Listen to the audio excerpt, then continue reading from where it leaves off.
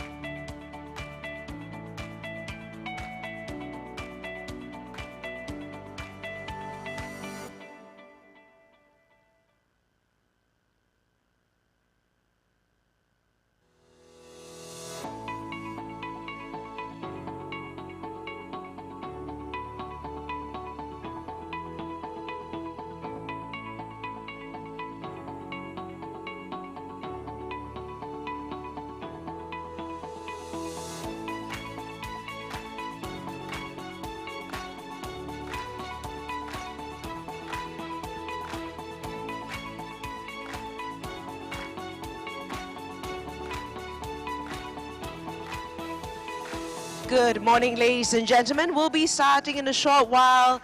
Do kindly be seated. Thank you.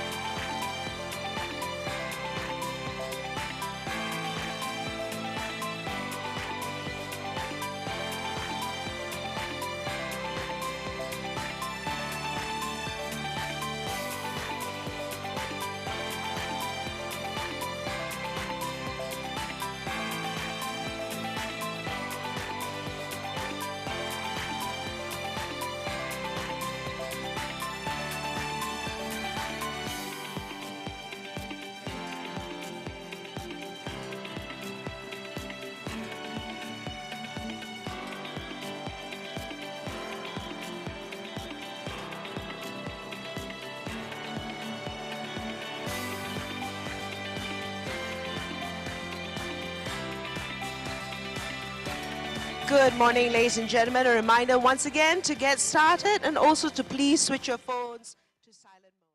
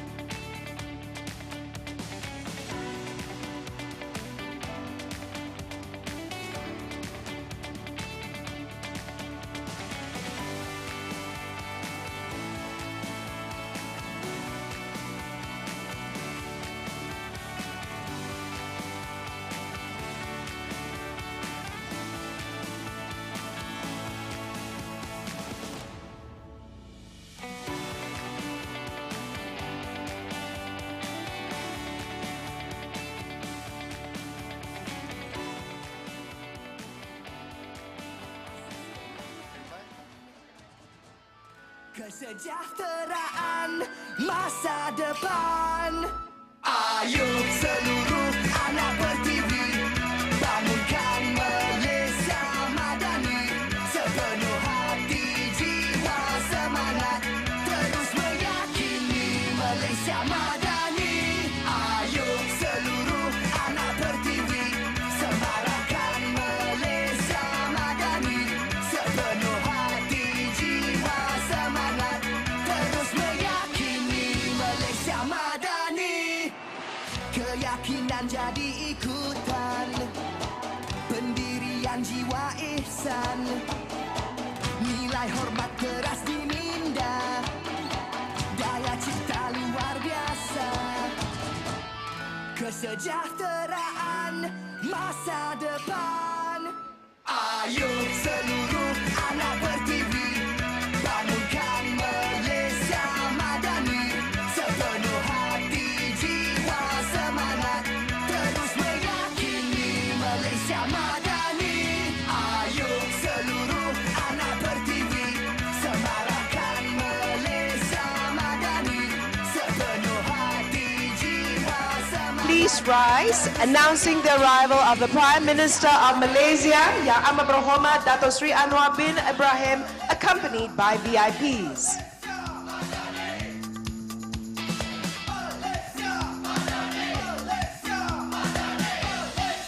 Madani. Bina asas kemampanan, kesejahteraan masa depan. Ayo seluruh anak bertiwi, bangunkan Malaysia madani. Sepenuh hati, jiwa, semangat, terus meyakini Malaysia madani. Ayo seluruh anak bertiwi, semarakkan Malaysia madani. Sepenuh hati, jiwa, semangat, terus meyakini Malaysia madani. Keyakinan jadi ikutan, pendirian dan jiwa ihsan. Nilai hormat keras diminda, daya cipta luar biasa. Kesejahteraan masa depan. Ayo seluruh anak pertiwi, bangunkan Malaysia madani, sepenuh hati jiwa semangat. We would appreciate the media could make way. Malaysia madani, ayo seluruh We'd like the media to please make way for the Prime Minister. Please make way. We'd like to invite the media to please make way for the Prime Minister.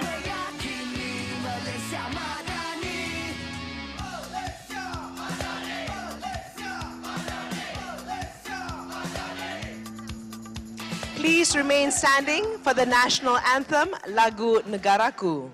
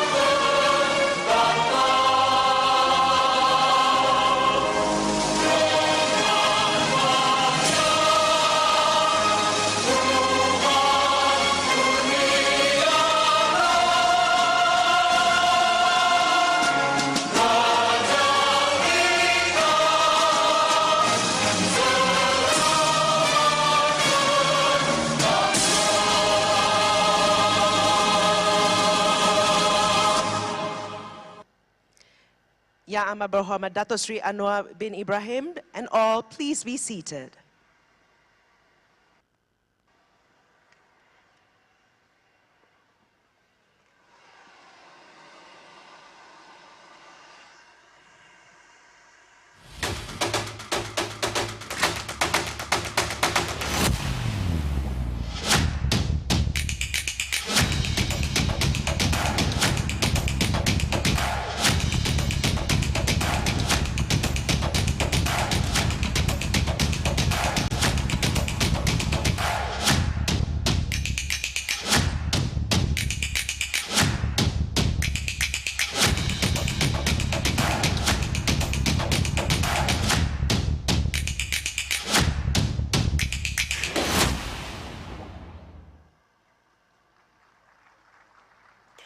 Wow, what an energy-filled beginning. Good morning, everyone. I feel like this isn't quite the right way to greet you all. Hold on, let's do this properly.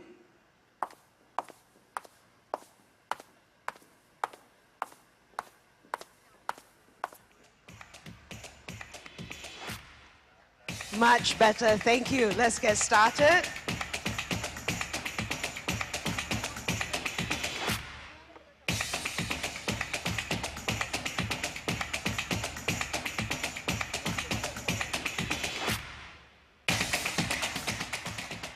Yang Amat Berhormat Dato' Sri Anwar bin Ibrahim, Prime Minister of Malaysia. Yang Amat Berhormat Dato' Sri Dr. Ahmad Zahid bin Hamidi, Deputy Prime Minister. Yang Amat Berhormat Premier of Sarawak. Yang Berhormat Rafizi Ramli, Minister of Economy. Chief Secretary to the Government of Malaysia. Distinguished Menteri Besar dan Kedua Menteri.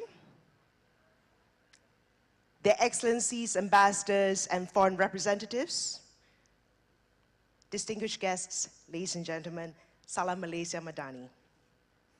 Good morning and a happy 2025. Welcome to Forum Ekonomi Malaysia 2025 or FEM 2025. How apt to kick off the new year with this high-impact conversation platform to chart Malaysia's priorities and policies for 2025. Organized by the Government of Malaysia, anchored by the Ministry of Economy, this annual event will track the medium-term progress of the government's initiatives and set the narrative for the coming year.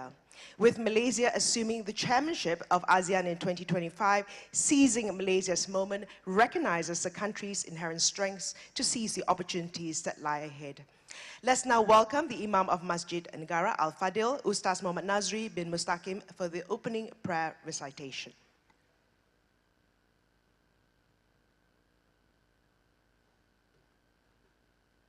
Assalamualaikum warahmatullahi wabarakatuh.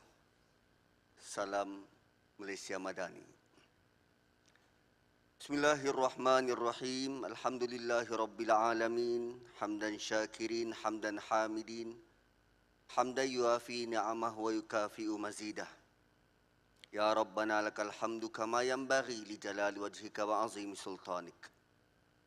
Ya Allah, Tuhan yang maha bijaksana, kami bersyukur atas rahmat dan nikmat yang tidak terhitung sehingga kami dapat berhimpun di Forum Ekonomi Malaysia 2025 yang bakal dirasmikan oleh Yang Amat Berhormat Datuk Seri Anwar bin Ibrahim, Perdana Menteri Malaysia. Gunakanlah kemenangan negara kami Malaysia. Ya Allah, jadikanlah perbincangan dalam forum ini sebagai titik tolak untuk memahami cabaran, mencari penyelesaian, menggubal strategi yang adil serta inklusif. Limpahkanlah hikmah dan petunjuk-Mu kepada para pemimpin, pakar dan peserta agar setiap keputusan selaras dengan kehendak-Mu dan membawa kebaikan untuk Malaysia.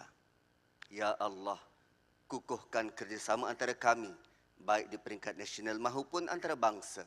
Gunakanlah keberkatan dalam usaha ini, memajukan ekonomi yang mampan dan membina masyarakat sejahtera. Jauhkanlah kami dari penyelewengan, perpecahan dan sifat tamak yang amat merugikan bangsa dan negara. Rabbana atina fid dunya hasanah wa fil akhirati hasanah wa qina azaban nar. Sallallahu ala Muhammad walhamdulillahi rabbil alamin. Taqabbalallah. Thank you, Ustaz Al-Fadil. I'd now like to invite up on stage Yang Berhormat Rafizi Ramli, the Minister of Economy, for his welcome speech. A round of applause for the Minister.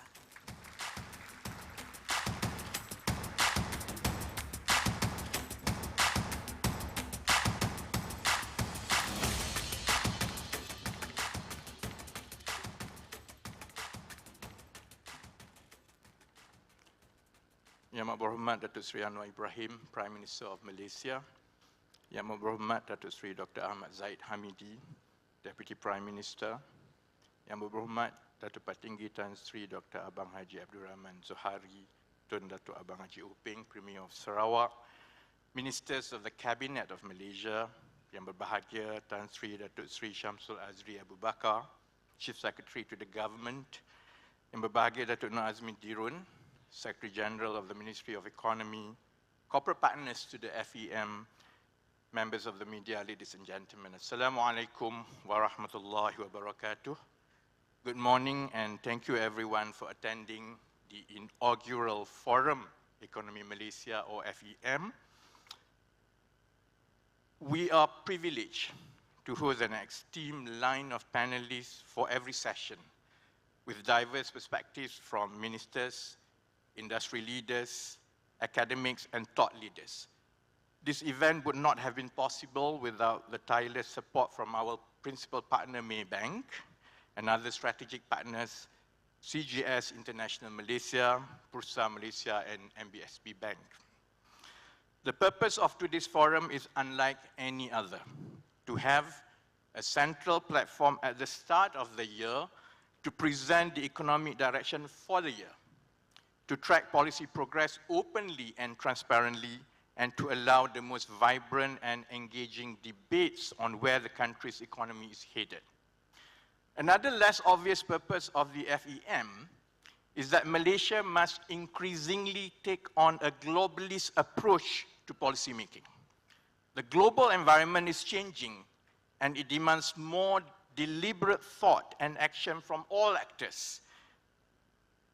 Increasingly so, as small, open, and non-aligned, or we like to call ourselves SONA countries like Malaysia, have to take a high-stake role in the world stage. In particular, the SONA countries of Southeast Asia will play a vital role as the region's profile, approach, and vision go against the global tide that is currently headed in the opposite direction. Malaysia and Southeast Asia must recognize the unique differentiations we possess to carve our own path in this defining decade. The first differentiation is our unique demographic and growth profile, both now and its projected state in the future. What is often repeated is the market size, that Southeast Asia's 655 million population will grow to become the fourth largest economy in the world. The details of this shift, however, are equally as interesting. In 5 years' time, the middle-class population will double from 2 decades ago to emerge as the supermajority in Southeast Asia at 65% of the population. That means the Southeast Asian middle-class population will exceed the population size of the United States and the European Union, making the region a consumer powerhouse with a higher spending power and standard of living. Added to that is its youth and digital profile, as Southeast Asians will be younger, more entrepreneurial, and more digitally connected than other regions in the world, even when other regions are expected to contract or slow down. Southeast Asia is still predicted to grow at a healthy pace of 4 to 5% in the next decade. This demographic and growth profile, we are young, digital, and middle class, is a rare and exceptional one. It explains why AI infrastructure, renewables, and digital investments have been pouring into Malaysia for the past 2 years, and it will continue to prove healthy as the region captures its next phase of growth. Ladies and gentlemen, the main mode of growth for the region in the next decade, however, will continue to run against the global tide of protectionism and isolationism that is prevailing now. Southeast Asia is the most heavily traded region in the world, both within Southeast Asia and with other blocs. Southeast Asia started from open trade. It is how our civilizations, infrastructure, and livelihoods are built, and it will continue to rely on this mode of growth for the foreseeable future. The world could turn inward, change its rules, and demand choices and allegiances from smaller countries. But we cannot change the way we are. We are champions of free trade, advocates for cooperation, and allies for pluralism and engagement. If we adopt a development perspective to the economy, almost all major Southeast Asian countries belong at the growth stage that requires more and not less cooperation. For Southeast Asia to break out of its middle-income trap that traditionally rely on low-cost, low-value labor, we must adopt and develop innovation, and innovation requires open and collaborative cooperation with others. That means this defining decade will see Southeast Asia go against the global tide by continuously seeking cooperation and partnerships with traditional and non-traditional allies based on pragmatic win-win parameters so that Southeast Asia's growth is ensured.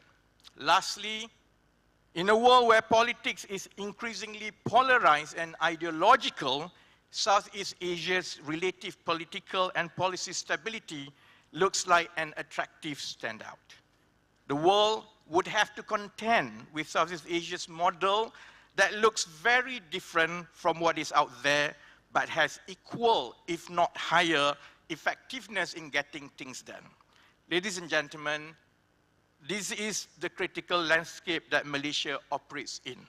Our demographic and growth profile is unique compared to others. Our embrace of free trade and cooperation goes against the global tide, and our stable political and policy conditions are a standout from the rest. we are taking a globalist lens to policy making, culminating in the 13 Malaysia Plan that will be launched later this year. I hope today's forum opens up discussions with the same backdrop so that we could properly situate Malaysia to where it belongs in the world. Thank you very much for your time today. I would like to welcome all of you to the inaugural FEM 2025. Thank you. Thank you, YB.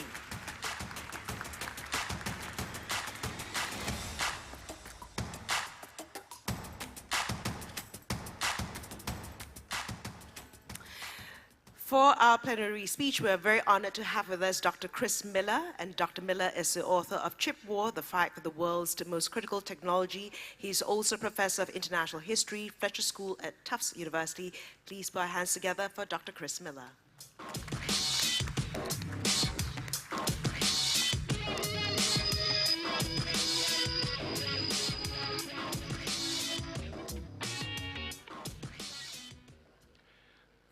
Well, it's an honor to address this forum today and to have a chance to share with you some thoughts about how the world's semiconductor industry is changing and how Malaysia's role in the industry, already significant, might well grow. What I'd like to suggest is that the world is in the midst of a battle for the future of technology, and semiconductors, the chips that are in our phones and in our cars and in our computers and that are driving AI progress, are at the center of this struggle. If you ask yourself, what's driving advances in artificial intelligence? What's driving capabilities like ChatGPT? What you find is that the key impetus behind economic progress and technological development is not better software or better algorithms, it's better semiconductors. It's the advances in computing power that semiconductors have created that enable systems that can talk to us as if they're almost human. And as we begin to deploy artificial intelligence capabilities across all aspects of society, and transportation and education and healthcare and manufacturing will rely even more on advanced semiconductors to enable these capabilities. Which means that the ability to produce advanced chips like these ones, this is a GPU chip produced by NVIDIA, the type of chip that undergirds almost all of the world's leading AI systems, will be even more important in the future than semiconductors are today. And if you ask yourself how these semiconductors are made, well, they require the most advanced manufacturing that humans have ever undertaken, the ability to bring together billions and billions of microscopic components together in a way that can provide the computing that our world requires. Cutting-edge chips like the ones in your phone or in computers or the chips that make AI systems possible, they rely on ultra-complex manufacturing, supply chains that spread across the world. And it's only thanks to this international cooperation that it's possible to bring together the expertise in material science and computer programming and physics and chemistry that make this advanced nanoscale manufacturing possible. Supply chains that stretch from Europe to Asia, from North America to Southeast Asia. These global supply chains have been critical for making technological advances possible. They explain the growth of the world's largest technology companies. They've undergirded advances in both technology and the economic progress that comes for them for many decades now. And yet, as the minister before me mentioned, global supply chains are under unprecedented pressure. There's demands for protectionism coming from all of the world's major economies. Political leaders from China to the United States, from Europe to Japan, are pushing for policies that provide more protection for their industries. And even sectors of the economy that one would have thought were solely civilian in focus are increasingly impacted by security measures, which means that international supply chains are under more pressure today than at any point since the origins of our current era of globalization. Challenges that I think are inevitable given the political dynamics and the geopolitical dynamics that we see, but challenges that are very impactful on the technology sector in particular, because it's the technology sector above all that has benefited from the supply chains that stretch across all of the world's key regions. And for a country like Malaysia, which plays a pivotal role in many of these technology supply chains, but is a medium-sized country between larger economies that are trying to reshape the global economy in their interest, there are both opportunities and challenges that stem from this. It'll come as no surprise to any of you that the world's geopolitical landscape is fracturing. Just look at the headlines over the past couple of years and you'll see extraordinary changes today of the type that would have been highly unexpected several decades ago. The world's leading economies, the world's most powerful militaries are increasingly facing off against each other. In Europe and the Middle East, there are active wars underway, and in Asia, there's more tension today than there has been for many decades. And I think given this geopolitical dynamic, given the intensification of tensions in all of the world's key regions, tragic though it is, it's inevitable that this geopolitical tension will begin to impact economics. There's simply no way we can expect supply chains to be unimpacted when the world's largest economies are in a state of extraordinarily elevated tension. And indeed, in the technology sector and the semiconductor industry, the impact of geopolitics is today greater than it's been in a very long time. And that's present more in semiconductors and the artificial intelligence capabilities that chips enable than in any other segment of the world economy. Just look at the world's leading economies and the extent to which their political leaders have focused on semiconductors over the past several years. From the United States, where I live, to India, where I was just before I came to Malaysia, to Europe, to Japan, to China, all of the world's key leaders are focused on the semiconductor industry. They're trying to build their own capabilities, increase the position that they play in semiconductor supply chains, both because they want to increase their resilience in the face of potential shocks of the type that we saw during the COVID-19 pandemic, but shocks that could also emerge from political or geopolitical factors. And they also realize that advanced semiconductors, because they make possible artificial intelligence, will be key not just for the broad health of their manufacturing base, but also key to securing advances in AI. Because behind every new AI system are more and more advanced semiconductors, which is a key reason why all of the world's key economies are focused on chips in a way they have never been before. And it's not just the chips themselves, it's the computing capabilities that they enable, which are increasingly in focus. Many countries, China, India, key European countries, are targeting growth in computing power. The amount of aggregate compute that they have is a key national goal.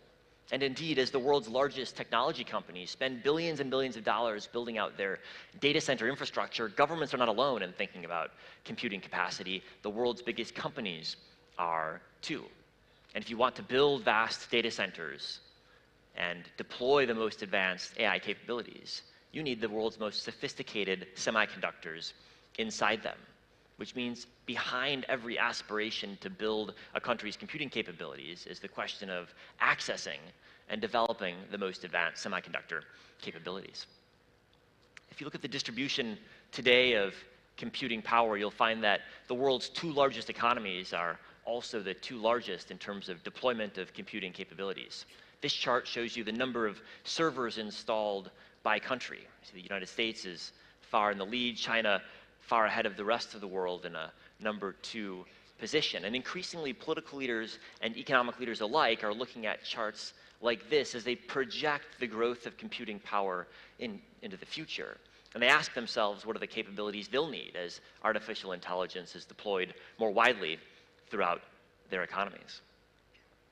But the supply chains that make these advanced AI capabilities possible are increasingly under pressure from the exact political trends that I outlined earlier. The advanced chips that make AI systems possible are increasingly restricted in terms of where they can be sold and where they can't be sold.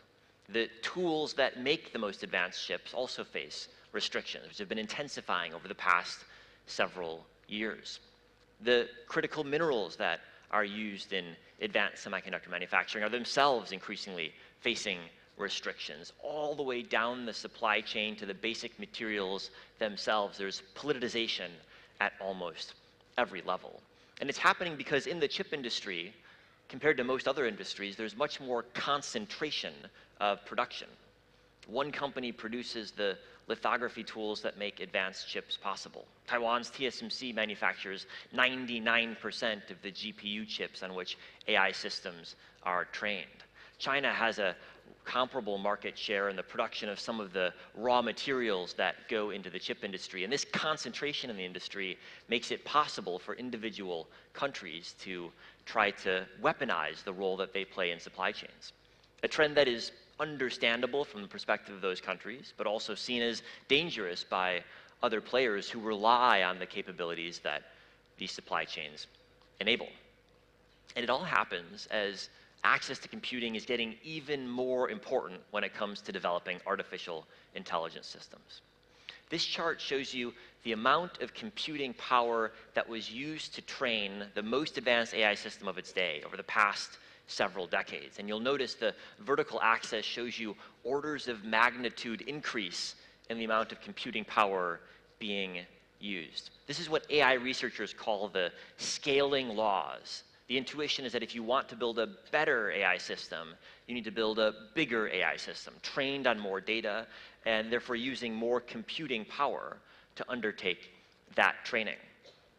This trend, which has been durable over now many decades, explains why the world's largest technology companies are spending tens of billions of dollars constructing vast data center complexes focused solely on the training and the deployment of AI systems. And if you ask the world's leading technologists, or if you look at how they're investing, they all believe that these scaling dynamics will continue. That if you want to build the next generation AI system, you'll need an even larger base of computing with which to do it, which means you'll need even more of the advanced semiconductors that have made AI possible, which means you'll become even more reliant on the highly concentrated and increasingly politicized supply chains that undergird the semiconductor industry. This is why artificial intelligence requires advances in the semiconductor supply chain, because it needs to deploy more compute at an extraordinarily rapid growth rate. And it means that the politicization of supply chains that we've seen over the past several years is, I think, only likely to grow. Today, every product relies on dozens or even hundreds of chips. A typical car, for example, will often have 1,000 semiconductors inside. And as we begin to deploy AI in different segments of the economy, the need for smarter systems will only grow. Systems that can collect more data, can communicate more effectively with other types of systems, that can think increasingly on their own, which means that for every sector of the economy, access to the computing power that advanced chips provide will be increasingly important. 2 decades ago, it was possible to make a car with almost no semiconductors inside. Today, the component inside of autos that's growing most rapidly in terms of the quantity as well as in terms of the cost are the semiconductors inside them. And that's not unique to cars. That's true to almost every manufactured product of any value, which means that the progress in the chip industry, known in the past as Moore's Law, which predicts that the computing capability of chips will double every couple of years, is more important than ever. But the change we've seen recently is that the types of computing capabilities that are increasing exponentially are not general purpose, they're specialized. Specialized chips used for individual use cases like artificial intelligence that are receiving the most investment from big tech firms like NVIDIA, which is specialized in special purpose chips solely for artificial intelligence. That's where the advances are happening most rapidly. And it's why the world's biggest technology companies are becoming chip designers themselves. Microsoft, Alibaba, Baidu, and Facebook, they're all designing their own chips, realizing that if they have chips that serve the exact purposes that they need, they'll be even more capable of running the artificial intelligence workloads they require. This specialization is a driver of progress, but it's also a factor that increases the influence and power in the hands of the largest technology companies who get access to higher quality, lower cost computing than the rest of the economy. And it's forcing companies to test the limits of physics and chemistry as they bring more computing capabilities together. This trend called advanced packaging is changing how the chip industry works. It's testing the limits of our ability to bring power into systems, dissipate heat away from them, reshaping the landscape about how chip technology advances. And all of this has huge implications for countries like Malaysia, which of course is far from a new player in the chip industry. It's already been half a century in which Malaysia has been a very important part of the multinational semiconductor supply chain that I outlined. It means that Malaysia has both real opportunities, but also, I think, extraordinary challenges that emerge from this supply chain shift. And to conclude, I'll put 3 ideas on the table for the implications for Malaysia. The first is that the geopolitical landscape, the fracturing of supply chains, the politicization of every segment of chip design and manufacturing will force Malaysian companies to think not only about the economics of supply chains, but also about the politics. Even in segments that might not have seemed sensitive in the past, are increasingly politicized today. Second, the packaging and assembly capabilities where Malaysia excels today are undergoing dramatic change, driven by the advanced packaging trends that I discussed. And every AI processor today depends on new packaging capabilities, which are going to reshape the packaging landscape. And third, as specialized chip architectures grow in importance, and as the world's largest companies invest even more resources in designing specialized chips for individual purposes, the role of chip design will only grow. It's worth noting today the world's largest chip company, NVIDIA, only designs chips. It does no manufacturing, no packaging, no assembly, and it is the largest by market value by far. And I think this trend and increasing focus in chip design is also something that is relevant for Malaysia as it tries to diversify its position in chip supply chains and play an even larger role in the future than it does today. Thank you very much for having me, and I look forward to the rest of the forum. Thank you, Dr. Chris Miller, and he'll be with us a little later for the dialogue session. And now, for the keynote address, it is my honor to invite Yang Amat Berhormat Datuk Seri Anwar bin Ibrahim, the Prime Minister of Malaysia, up on stage. A round of applause for the Prime Minister of Malaysia.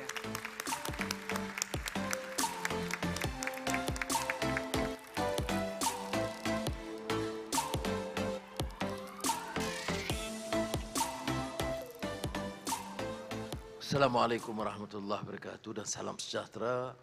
Alhamdulillah nahmaduhu wa nusalli ala rasulil karim. Saudara Timbalan Perdana Menteri Datuk Seri Zahid Hamidi, Premier Muhammad Johari, Saudara Rafizi Ramli, Menteri Ekonomi dan Keluarga Kementerian, Menteri-Menteri, Menteri Besar dan Ketua Menteri yang ada, rakan-rakan yang saya muliakan. 2025 ini tahun bagi kita amat mencabar dan kita memulakan dengan dentuman yang agak kuat kerana dari segi wacana ekonomi kita ada forum ekonomi. Kita mulakan dengan umpamanya tingkatkan hubungan dan kerjasama dengan rakan-rakan jiran. Dengan Perdana Menteri Singapura, Lawrence Wong, kita luncurkan program Raksasa pembinaan Johor Singapore Economic Zone yang menjadi juga fokus kekuatan bagi Johor Singapura dan persekitarannya. Sebentar lagi, Presiden Indonesia, Prabowo Subianto akan datang untuk kunjungan kerja sambil makan tengah hari dengan saya dan kemudian pulang kerana lawatan rasminya itu akhir bulan. Tapi yang pentingnya ialah kerana usaha kami untuk memastikan Indonesia, Malaysia bekerjasama mengangkat kekuatan ekonomi. Dan di antaranya ialah kerjasama dengan syarikat utama Indonesia dan khazanah dan syarikat utama di Malaysia, termasuk dalam bidang digital. yang kita tekankan sebagai transformasi digital. Esok, Perdana Menteri Jepun, Ishiba, akan sampai ke Malaysia. Dan kita akan bicara beberapa isu pelaburan, perdagangan, dan juga suatu rencana baru yang sangat kritikal dari segi peralihan tenaga. Atas ikhtiar Premier Sarawak Abang Jo sama Petros dan kerjasama Petronas. Dan kita harap dalam perbincangan itu akan mencana menjadikan Malaysia, khususnya Sarawak, sebagai hub tenaga bagi rantau ini. Sebelum itu, sementara rehat beberapa hari di Langkawi, saya sempat bincang dengan Dr. Thaksin, mantan Perdana Menteri Thailand, yang akan membantu saya dalam kerja kepengurusian ASEAN untuk meningkatkan bidang kerjasama dengan Thailand, dengan negara yang dianggap Indo-China sebelum itu, termasuk dalam bidang-bidang seperti selain daripada yang disebut microchip, semiconductor, tetapi juga tentang blockchain yang menjadi juga suatu bidang atau aspek yang harus kita bukan sahaja terokai tetapi tangani sebagai satu kenyataan yang tidak boleh dirongkai. Sebab itu forum ekonomi seperti ini memberi ruang kepada kita. Seperti mana saya sering tekankan kepada KSN dan Sri Samsul Azri, mengingatkan jentera kita supaya fokus kita itu mencari helah dan jalan untuk mengangkat kekuatan ekonomi. Saya hanya sebut hal-hal yang agak baru ini terokai. Kerana kalau kita ketinggalan seperti kita dengar sebentar tadi, walaupun seperti mana industri semiconductor di Pulau Pinang itu agak lama, tetapi kalau tidak sedia untuk meneroka bidang baru, kita akan ketinggalan. Dan kita harus ada banner kekuatan yang menyeluruh yang saya katakan tadi, supaya kekuatan ini dapat membantu kita mengangkat semula. Beberapa hari lalu kita juga meluncurkan tahun melawat Malaysia.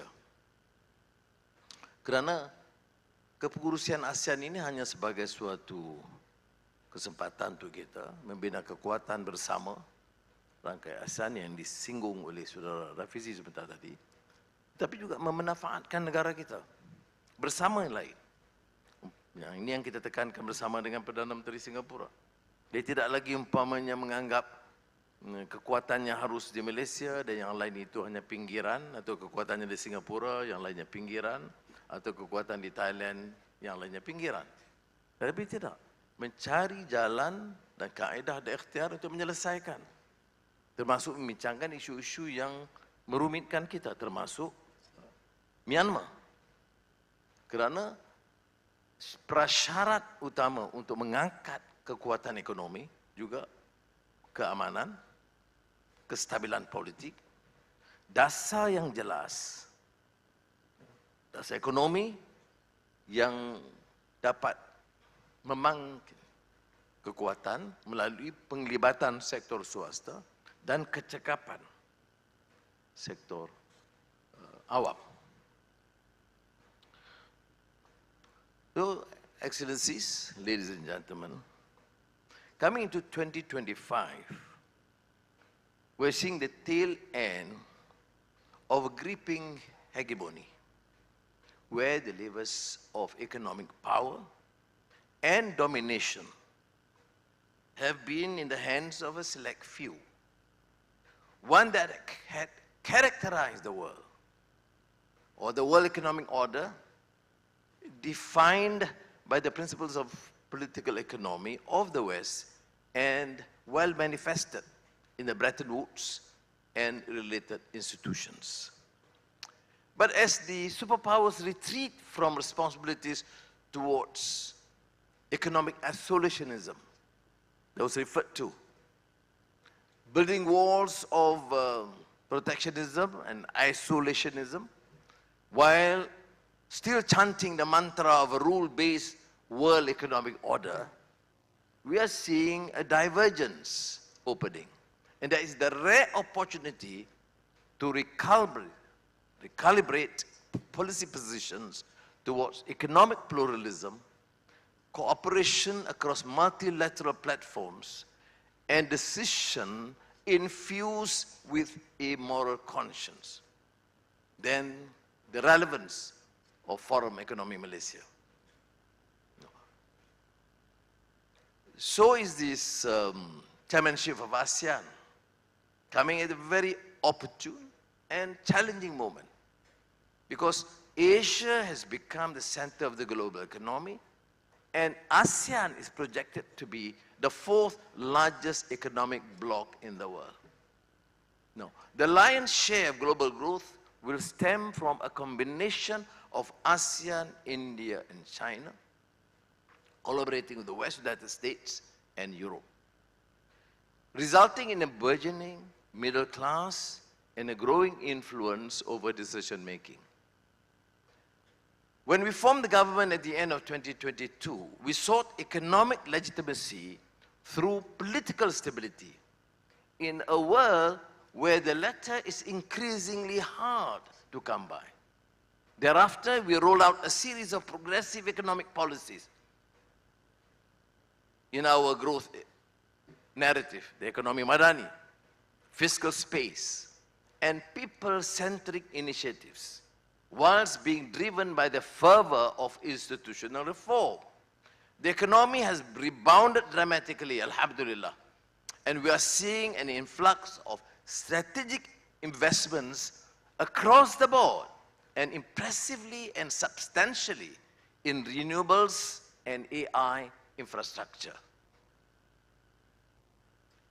A shifting world economic order and empowered ASEAN and a stable Malaysia means we are no longer satisfied with playing the spectator. We must therefore take up the mantle to chart the path forward in three leadership domains. And this is, of course, the critical issue of economic leadership by development role modeling. And now the outdated belief that economic reforms must be ideologically driven fails to appreciate the nuances of a nation's development. So, encouraging purely market-led growth should not be seen as being incompatible with the implementation of a comprehensive social agenda that advances equity, which means we cannot marginalize communities,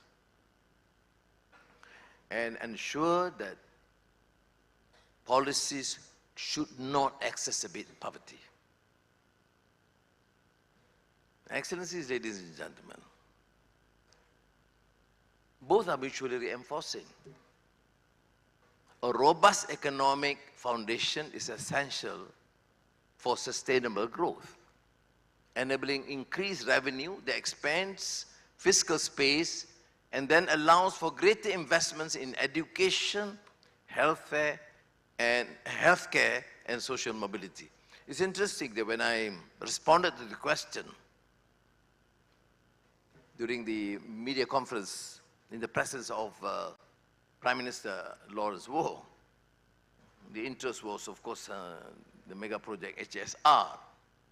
And my response is, it's no longer the business of the government, because our focus should be education, research, healthcare, and basic infrastructure, including dealing with the issues of poverty and issues that are critical to the masses, affecting them annually, like the focus on projects that can deal with the issue or resolve partly the issue of annual flooding, which means more allocation for flood mitigation.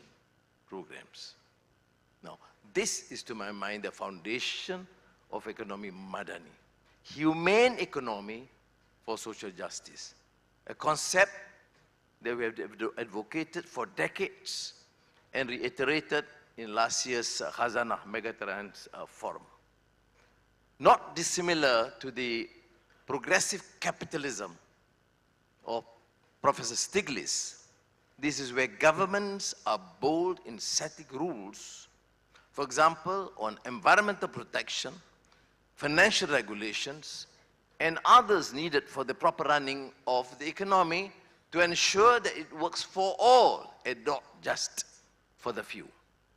In 2024, Malaysia successfully tamed inflation, reduced unemployment, and stabilized our currency. We have, thank you. But I must remind my colleagues, the cabinet members are here. We are not here to promote a culture of contentment or complacency. We always admit and accept the fact that there is room for improvement, and I always popularize what George Bernard Shaw used to say, the room is big for improvement. Now, but we have to acknowledge the fact that we have had record highs in job creation and also the best performing stock market in ASEAN. Internationally, our foreign direct investments are historic and our region leading in the areas of semiconductors and data centers. In 2025, here comes a challenge that you must address and deliberate during this forum. We want to double down on our geographical centrality as a conduit for electricity, talent, and supply chain diversification. Specifically, ASEAN energy grid, from Laos across to Thailand, Malaysia, Singapore, from Sarawak to IKN, Sarawak undersea cable to Semenanjung and to Singapore. It's a fantastic feat in terms of advancing ASEAN, its cohesive force, and in terms of energy grid for ASEAN region. At the same time, we want to refine our expertise in oil and gas, semiconductor, and Islamic finance, so we can be the global market leaders in each field. It's our neutrality, centrality, and openness for partnership that makes us a natural hub for all. Now, economic leadership is about getting the fundamentals right. It's sticking to the prerequisites of high growth, low inflation, and fiscal discipline. Nice mantra, difficult to implement. Low inflation, fiscal discipline. My goodness, in 2 years as finance minister, I realized fiscal discipline is a tough job. Now, as a means to also advocate for the values that undergird our economic structures of equity, energetic populace, and entrepreneurship vigor, this is our values-based growth. Finally, we must pioneer through leadership, through dialogue. It is evident that for any civilization to thrive, it must harness and harvest ideas through dialogue, discourse, and debate.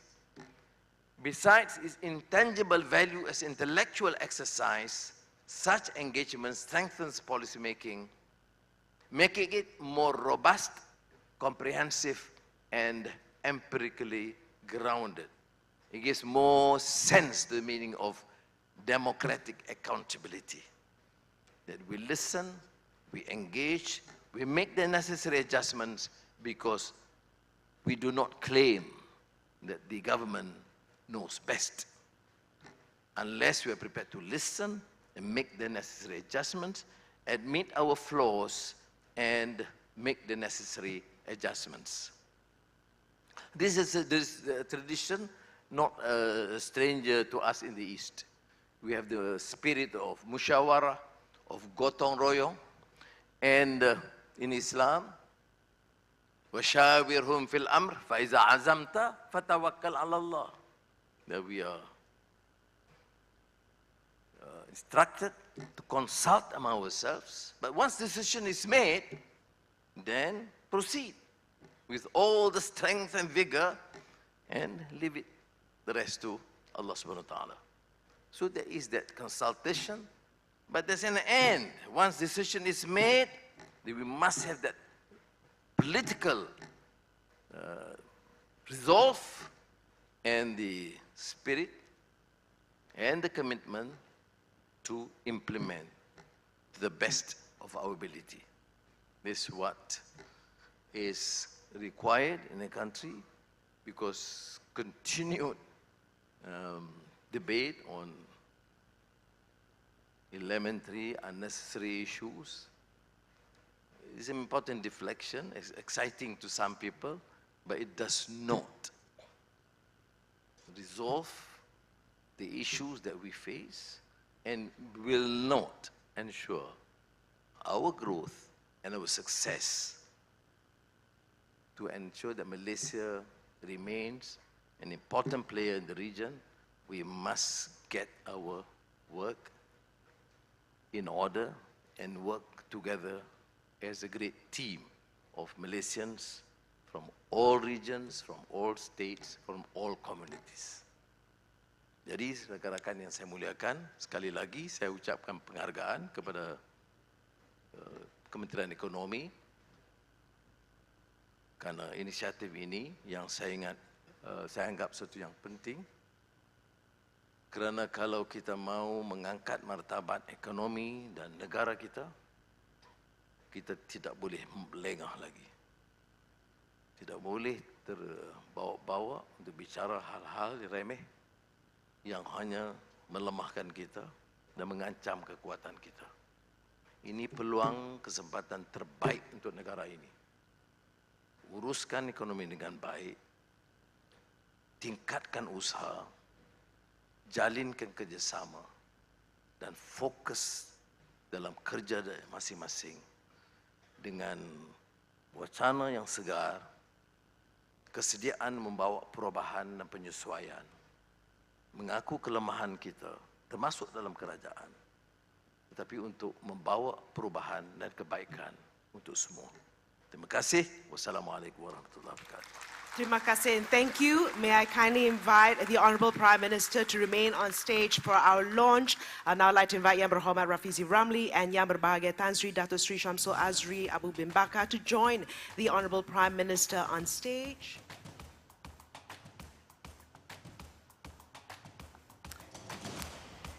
On my count. On my count, I'd like to invite the Honourable Prime Minister to please press on the screen for the act of launch. 3, 2, 1.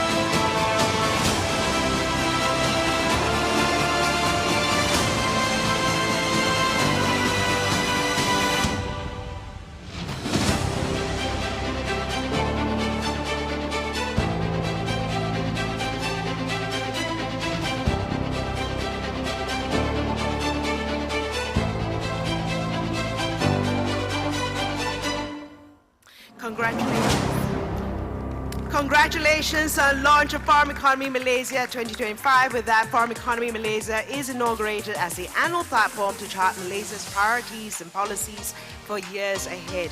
I'd now like to invite Yang Amat Berhormat Datuk Sri Ahmad Zahid Hamidi, Yang Berbahagia Datuk Azmi bin Diron, Yang Berbahagia Tan Sri Zamzam Zairani Muhammad Isa, Madam Carol Fong, Yang Berbahagia Tan Sri Abdul Wahid Omar, and Yang Berbahagia Datuk Wan Kamruzaman Wan Ahmad up on stage for a group photo.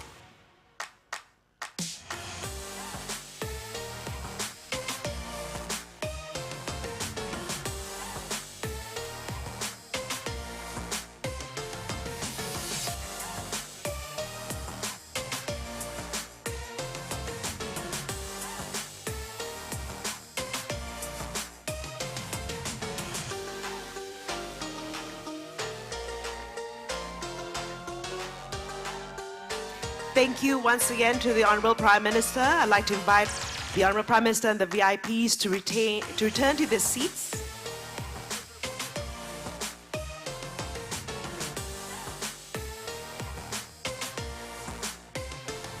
I would like to invite everyone to also join us. We'll be taking a photograph of the VIPs together with the audience.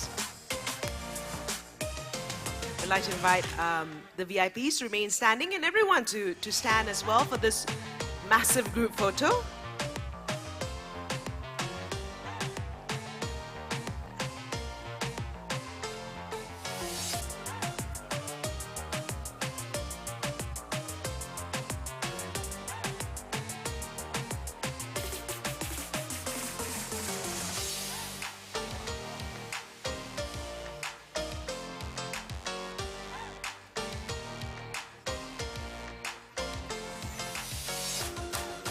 Thank you.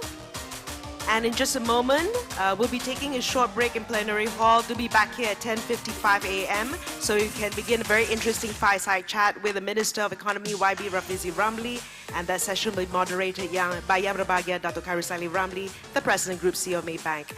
And we would like to announce the departure of the Prime Minister, Yang Amat Berhormat Datuk Sri Anwar bin Ibrahim. Thank you for being with us this morning.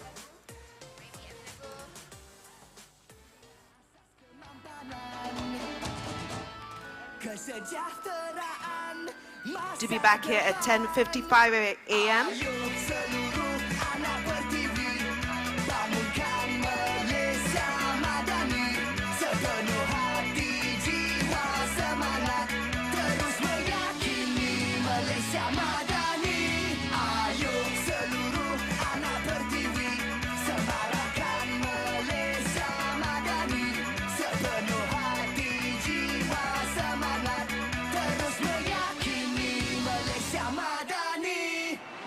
Keyakinan jadi ikutan, pendirian jiwa ihsan, nilai hormat keras diminda, daya cipta luar biasa, kesejahteraan masa depan. Ayo seluruh anak pertiwi, bangunkan Malaysia madani, sepenuh hati jiwa semangat, terus meyakini Malaysia madani. To be back here at 10:55 a.m. The next fireside chat. Yes, the food, F&B and refreshments is at Plenary Hall 7. Our session, the fireside chat at 11 a.m. will be moderated by Yang Berbahagia Datuk Khairul Ramli, President Group CEO of Maybank. And that will be an interesting chat with the Minister of Economy, Yang Berhormat Rafizi Ramli. So do be back here at 10:55 a.m. for the session to begin at 11. Once again, refreshments are at Plenary Hall 7. Peradaban kita bangunkan, bina kota, bina insan, dari budi jadi budaya, bina asas kemampanan, kesejahteraan masa depan. Ayo seluruh anak pertiwi, bangunkan Malaysia madani, sepenuh hati jiwa semangat, terus meyakini Malaysia. Malaysia Madani. Ayo seluruh anak pertiwi, semarakkan Malaysia Madani. Sepenuh hati, jiwa, semangat, terus meyakini Malaysia Madani. Keyakinan jadi ikutan, pendirian jiwa ihsan, nilai hormat keras diminda, daya cipta luar biasa, kesejahteraan masa depan. Ayo seluruh anak pertiwi, bangunkan Malaysia Madani. Sepenuh hati, jiwa, semangat, terus meyakini Malaysia Madani. Ayo seluruh anak pertiwi, semarakkan Malaysia Madani. Sepenuh hati, jiwa, semangat, terus meyakini Malaysia Madani. Malaysia Madani, Malaysia Madani, Malaysia Madani. Malaysia Madani, Malaysia Madani, Malaysia Madani.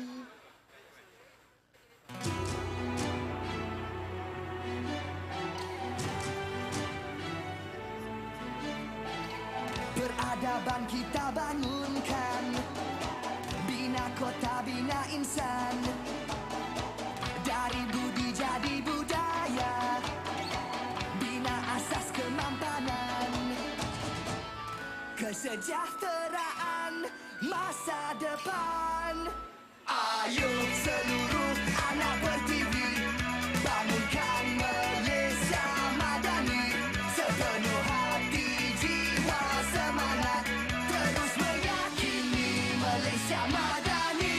Ayo seluruh anak pertiwi, semarakkan Malaysia Madani. Sepenuh hati, jiwa, semangat, terus meyakini Malaysia Madani. Keyakinan jadi ikutan, pendirian jiwa ihsan, nilai hormat keras diminda, daya cipta luar biasa, kesejahteraan masa depan. Ayo seluruh anak pertiwi, bangunkan Malaysia Madani. Sepenuh hati, jiwa, semangat, terus meyakini Malaysia Madani. Ayo seluruh anak pertiwi, semarakkan Malaysia Madani. Sepenuh hati, jiwa, semangat, terus meyakini Malaysia Madani. Malaysia Madani, Malaysia Madani, Malaysia Madani. Malaysia Madani, Malaysia Madani, Malaysia Madani.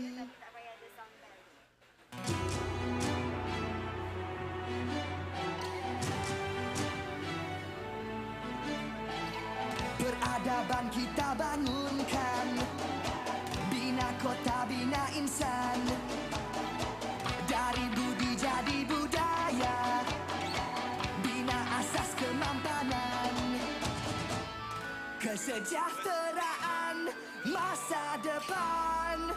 Ayo seluruh anak pertiwi, bangunkan Malaysia Madani. Sepenuh hati, jiwa, semangat, terus meyakini Malaysia Madani. Ayo seluruh anak pertiwi, semarakkan Malaysia Madani. Sepenuh hati, jiwa, semangat, terus meyakini Malaysia Madani.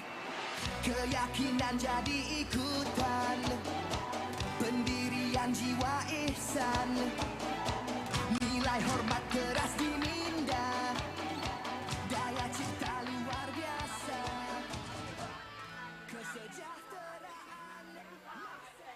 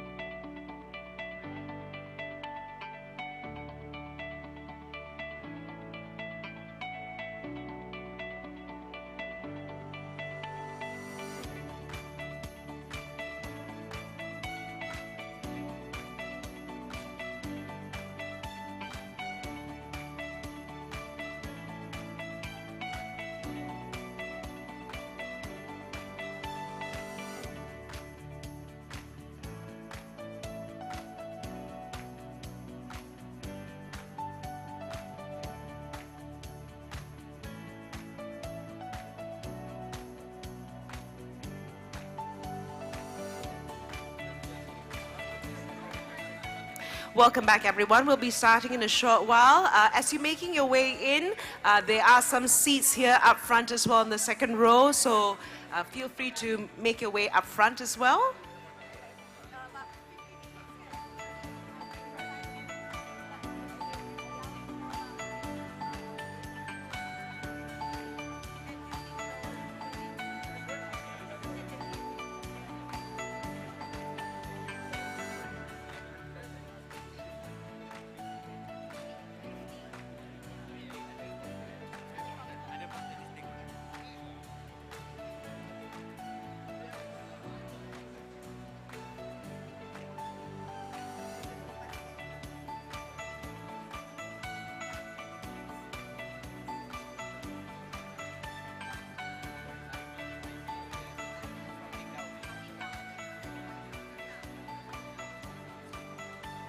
For those of you making your way in, there are some seats up front.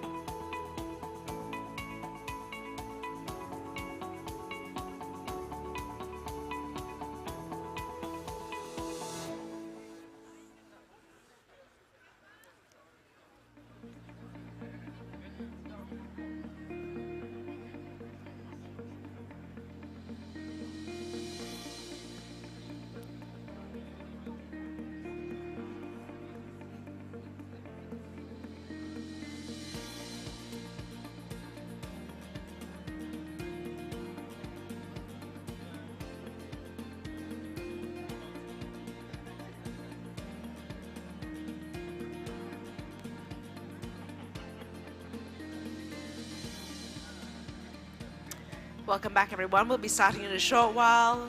There are some seats right here in the front row.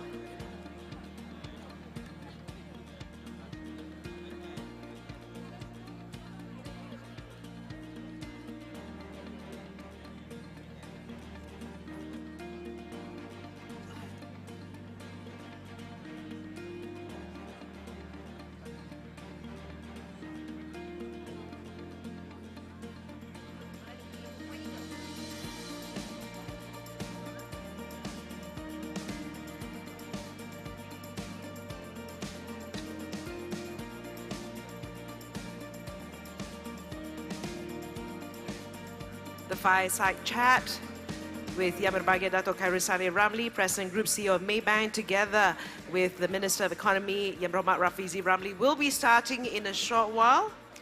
I'm sure we're all excited to get started on that.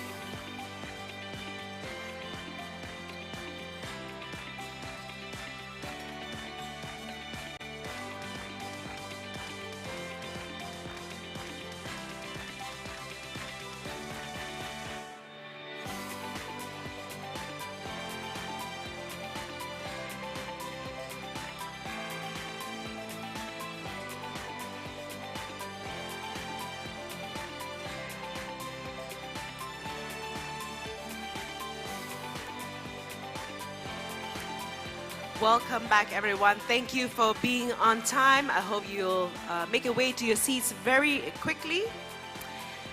So Malaysia has successfully moved from agriculture-based to industrialization. What is its next stage of development? How can it realistically shift to become a high-income, creative-based economy from made in Malaysia to made by Malaysia while elevating the country's global brand and influence? Let me now welcome Yang Berbahagia Dato' Khairul Saleh Ramli, the President Group CEO of Maybank, who will be moderating the session with Yang Berhormat Rafizi Ramli. Please welcome both the gentlemen up on stage. A round of applause.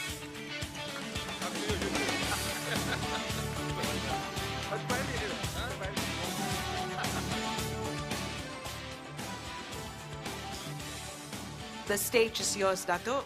Thank you. Thank you, Frida. Assalamualaikum. Very good morning. Welcome to this fireside session. We are very honored to have YB Minister again. Just now, it was one way from him. This time, we have a chance to interact with him. I will probably start with some questions for about 30 minutes. In total, about 50 minutes with him. And then I will open up questions to the floor as well. So, YB, if you look at let me just open up with some big picture first, right? Madani Economy was launched back in July 23. And then after that, there were a few other policies that were introduced, NATA, NIMP, Semiconductor policy, etc. We have seen some good outcome, right, and the proof points. You mentioned about IPO, investment has started to be realized. The latest one, of course, is JSSEZ, right? Now, a lot of people's mind is that, is this real? Is it sustainable? And what is the difference now? Thank you very much, Dato'. I think a lot of you are from the private sector. The proof of the pudding is if you are able to translate all these policy visions into actionable program designs, and we should be able to see this in our GDP numbers and Bursa and so on. The main difference, I think, is the government has moved away from one-size-fits-all, very thick planning. In the private sector, if we were to create value, it's very important to have a vision of where we want to be 4 or 5 years down the line, but then you work on specific growth initiatives. And this is translated all the way, and then you iterate as you go along. You look at how the market reacts to it. I think in the 60s, 70s, and 80s, the complexity of our economy was very different, and therefore the stakeholders were very different. And we could survive by just having one big economic plan and then coordinate through the ministry and then just see how things happen. That's why we decided, even from Madani framework, economic Madani, is that there's no point trying to go with a Britannica encyclopedia fake document. Just have a vision and start focusing sector by sector, work with the sector and with the stakeholders, and then translate the action into actions very quickly, because that sense of progress is important. And I think that approach will make a difference to all this. All right, thanks. We'll go into a bit more specific area. So the first is JSSEZ. So first, congratulations to you for signing that agreement finally with Singapore. We just wanted to find out your thoughts behind the JSSEZ. Again, what's special? What's so special, right? We are told that there are about 140 special economic zones around the world. And what do you think, why do you think this will work, right? And maybe finally is, Singapore is not necessarily the easiest country to negotiate with. Have we committed anything that you can share with us? Yeah. Well, I think this whole thing about realizing synergies between Singapore and Malaysia, especially Johor, is a common sense that should have prevailed 2-3 decades ago.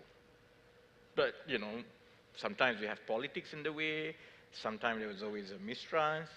But I think it's always about each country previously feel that we are in a competition with each other.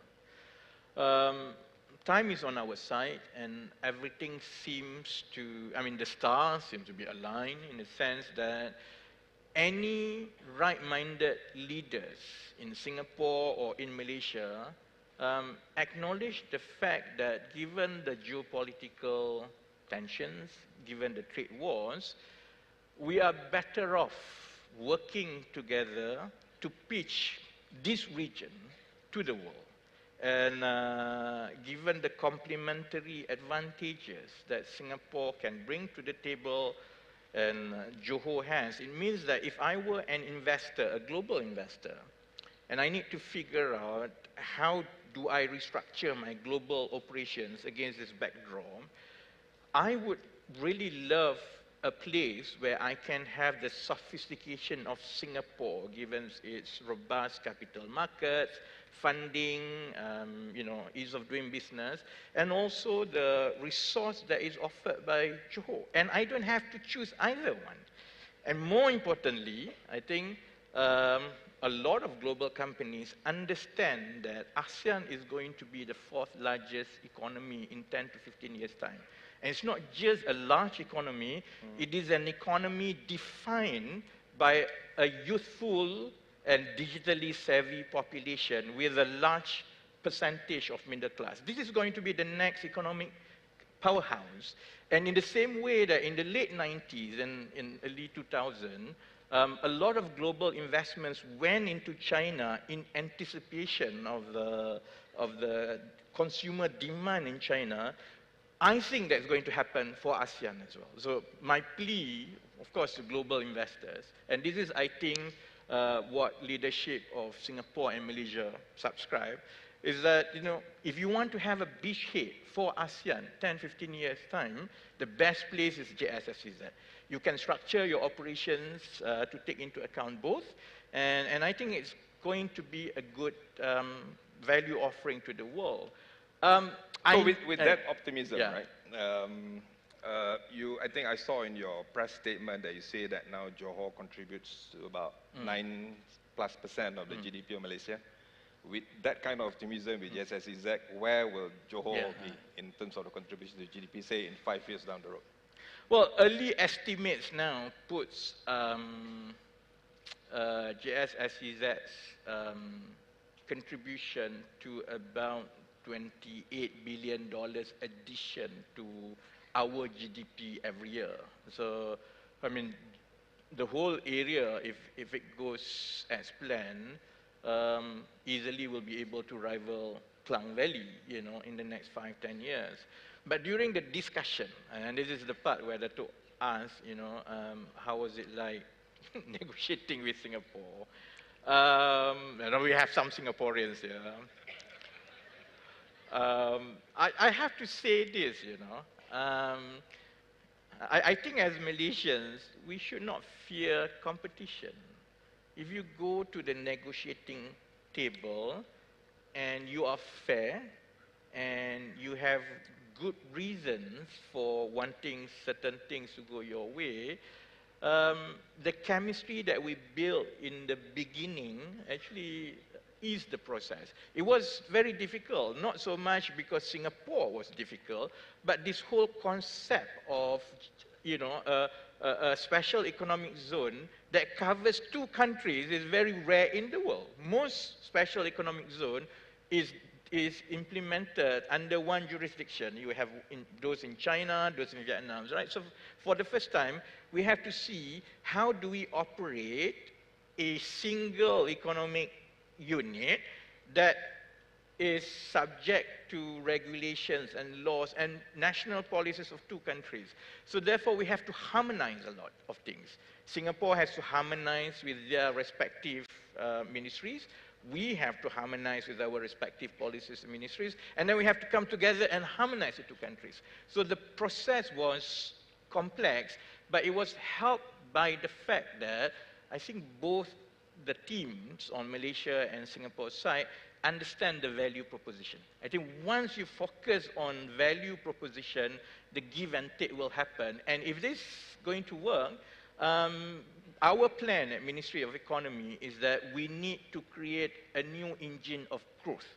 And of all the areas in Malaysia, the common sense tell you is that if we can leverage on the complementary elements of Johor and Singapore, Johor should be able to be that new engine of growth in the next decade.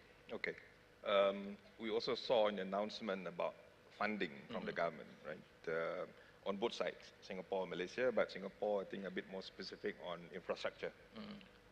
Would you be able to share with us how much is that coffer and how is that going to be disbursed?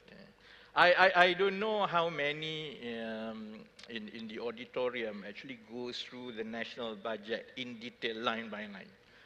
Actually, it has already been announced in 2025 budget that an initial sum of 5 billion ringgit is set aside for the infrastructure fund for JSSCZ. Now, I think the sum perhaps is not too much an issue, it's open for debate. Is 5 billion enough or not? What I think we did radically different is this. the traditional method or mechanism to get infrastructure fund from the federal government can be long-winded. I mean, we have representatives from state governments here. You know, it's layer after layer. You have to go through the federal ministries, and then it went through a lot of budget screen before finally it comes to us at the Ministry of Economy. Because of that, the approach in the past has always been on greenfield industrial land. So, you know, if Johor wants to do this, Johor has to say, you know, I fork out money, this is the land, and then I have to bid for federal budget for the next 2, 3, 4 years, and then I build all the infrastructure, and then I will take another 10 years to populate it with investments. By that time, for all you know, Vietnam has beaten us to pulp. So we wanted to change it in the sense that if this were to be done as a private venture, right, you actually do everything investment by investments.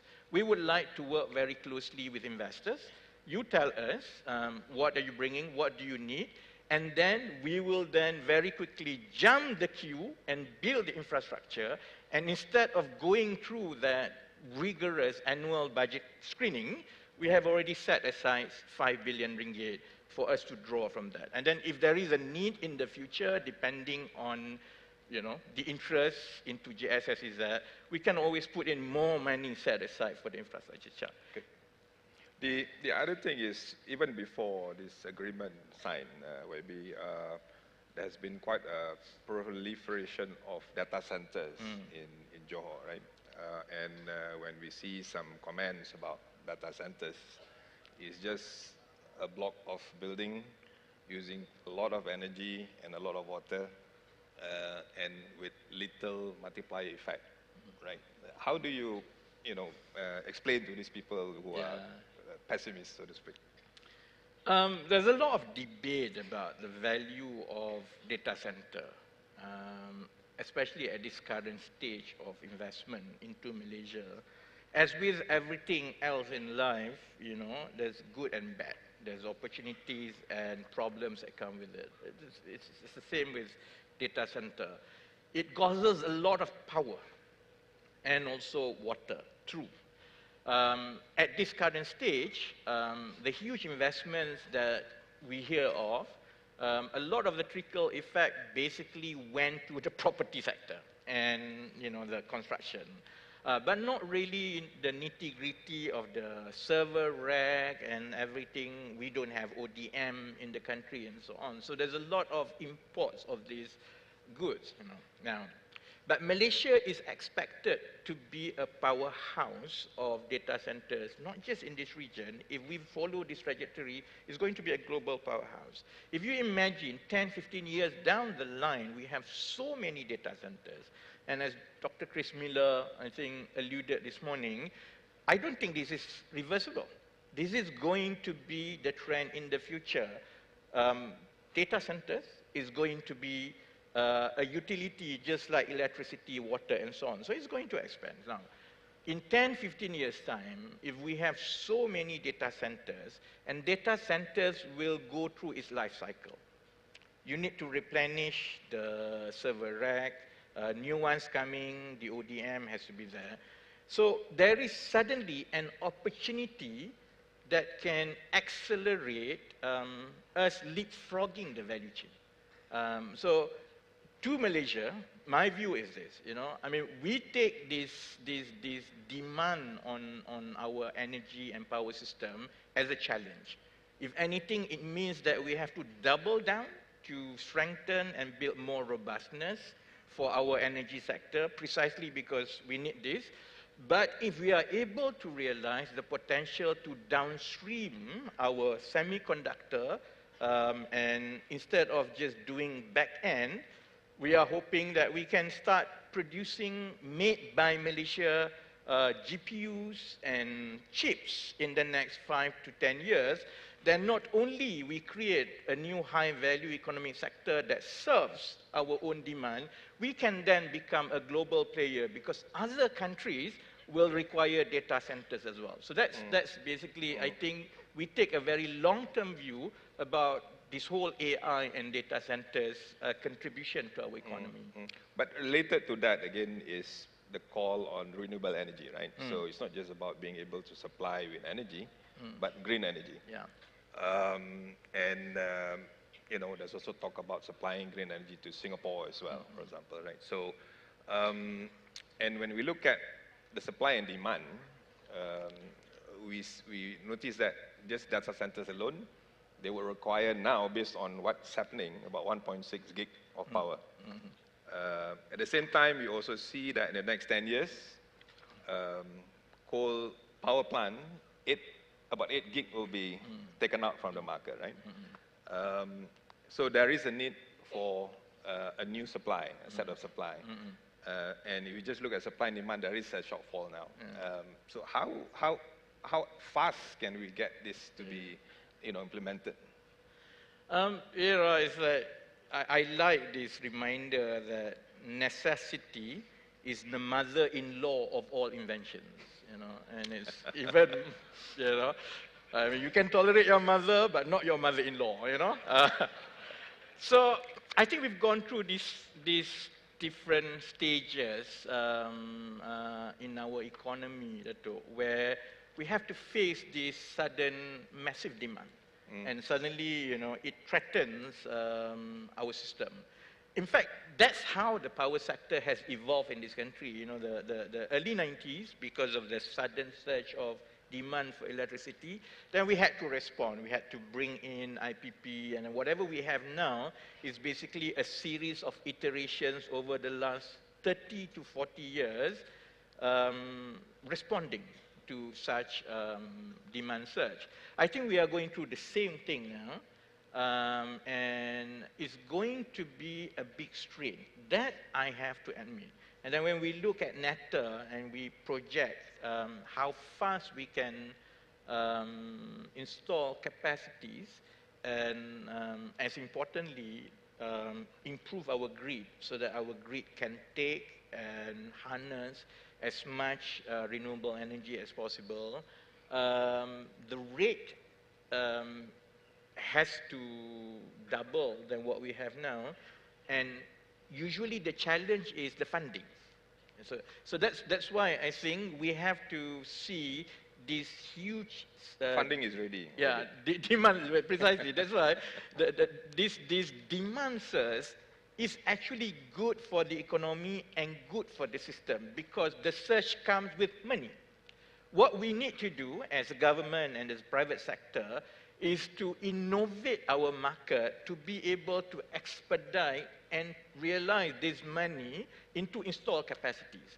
And that's why I think there has been, you know, good progress in the last 1 year. If you know, NETA was launched in July 2023, you know, within a year, I think, apart from some important policy decisions, allowing exports to Singapore, while it doesn't really make that much difference in terms of the energy balance of Malaysia and Singapore, but it is very important to send the signal to the world that we are open for business. Please bring your money and invest to Malaysia to expand renewable capacities. CRES, I think, was announced almost a year after NETA, and then LSS 5 is about to be finalized. There will be LSS 6. So what we are seeing is this. We have transformed our power industry and grid, access to grid, from one that was closed and based on quota. And so long as we are closed and it was based on quota, it's very difficult to scale up new capacity, to the one that we have now, where it is open, it is accessible, it is market-driven, it allows for willing seller and willing buyer by having willing charges. So this, I think, should be able to allow for renewable capacities to be scaled up much faster than what we have ever seen in the past. Okay, maybe we just shift gear a bit about the 13 Malaysia plan. You mentioned earlier that you're going to announce it sometime this year. You mentioned that there were 4 mega trends in the 13 Malaysian plan.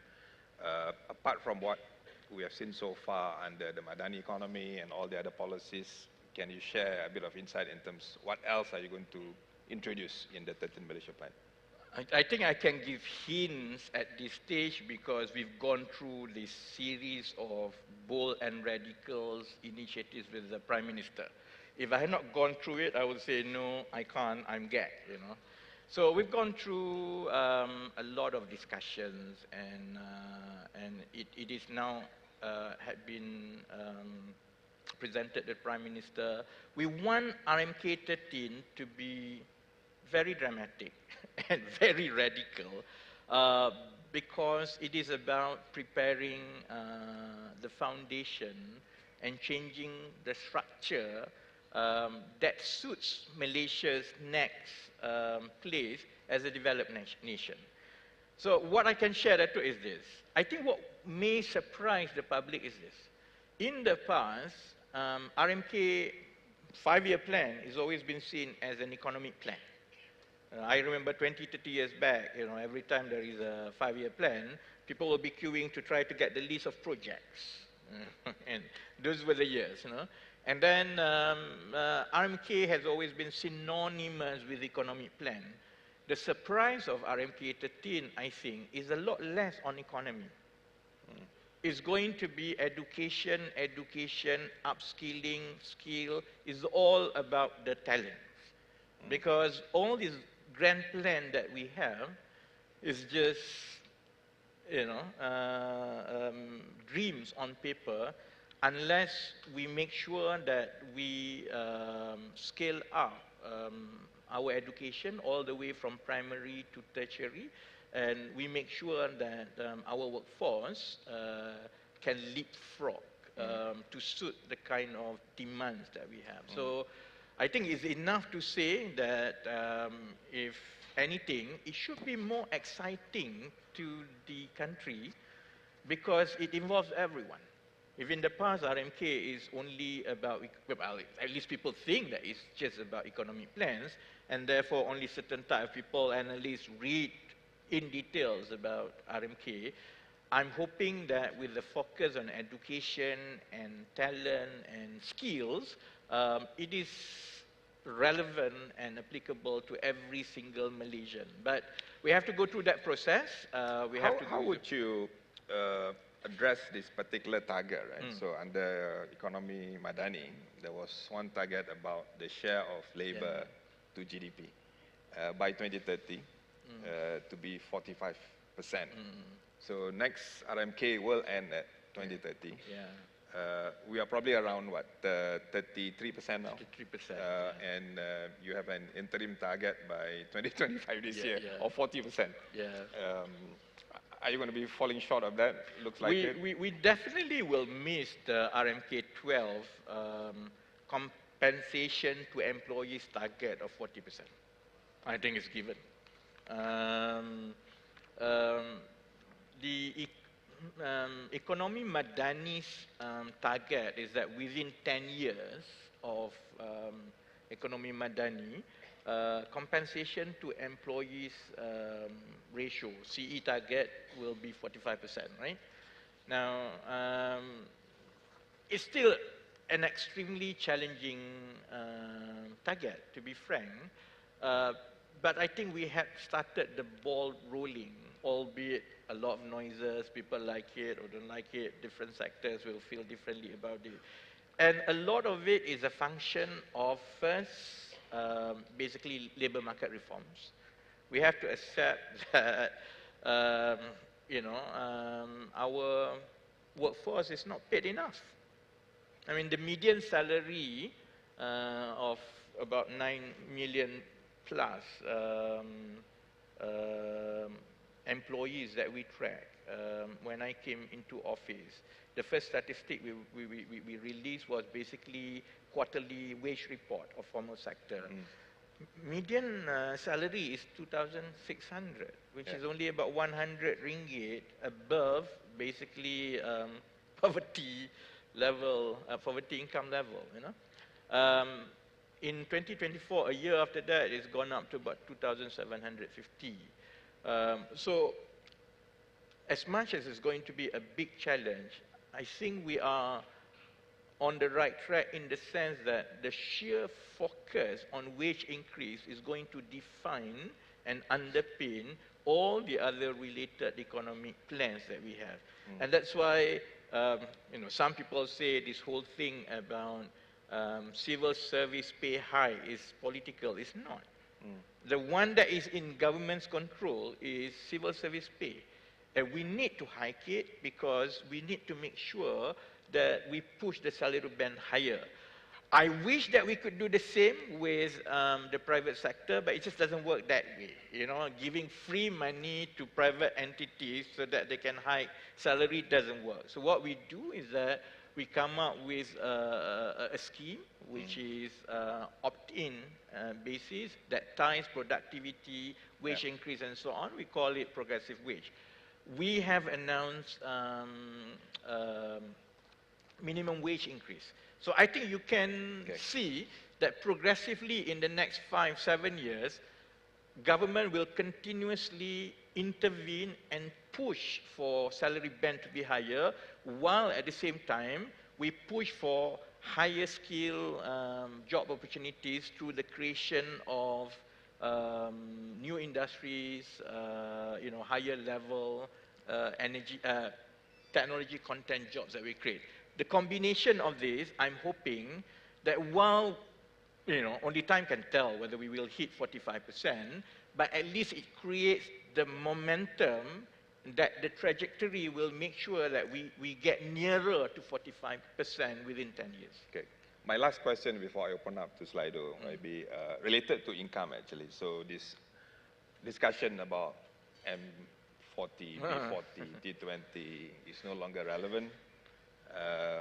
You know, and it doesn't really reflect the, you know, stratification of household, right, income.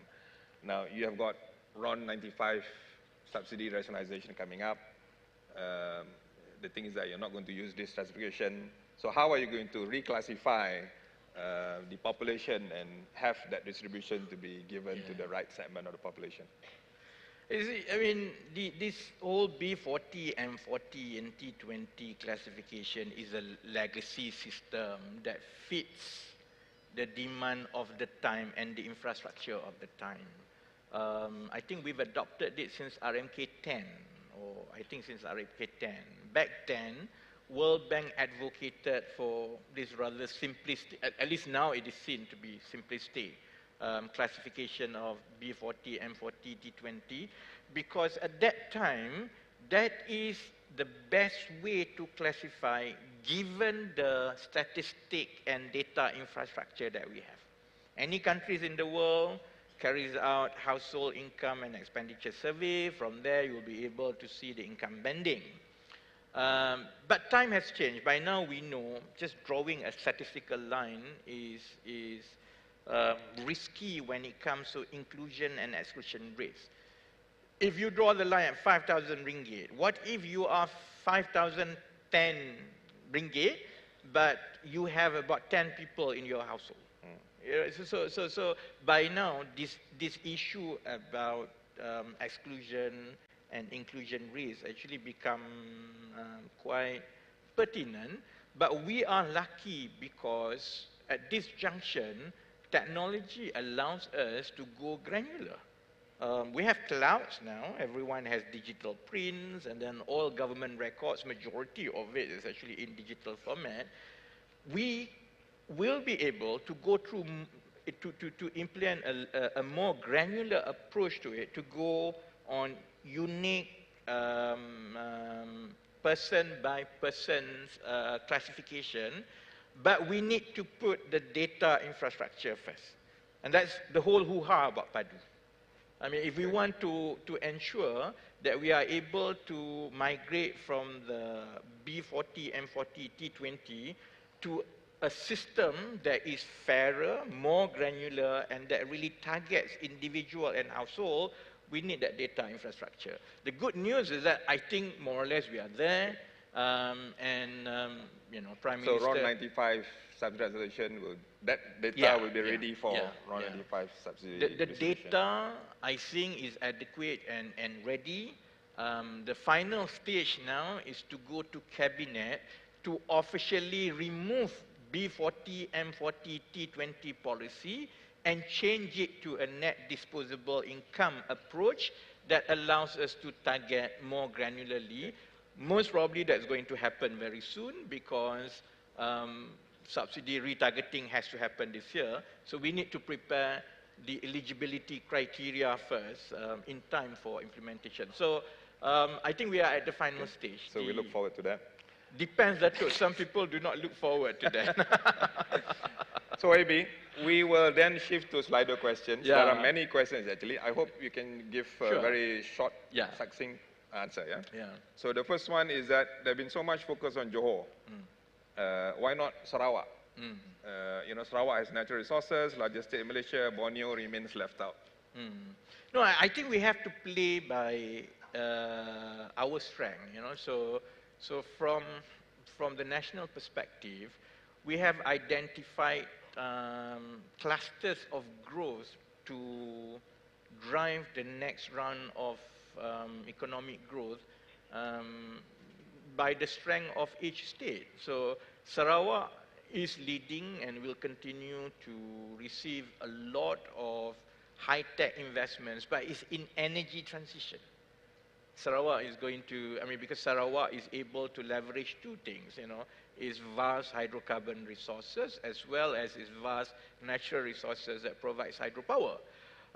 Likewise, the northern region is going to focus on, the advanced E&E, Klang Valley, digital and tech and service, and the strength of Johor is leveraging on its proximity to Singapore.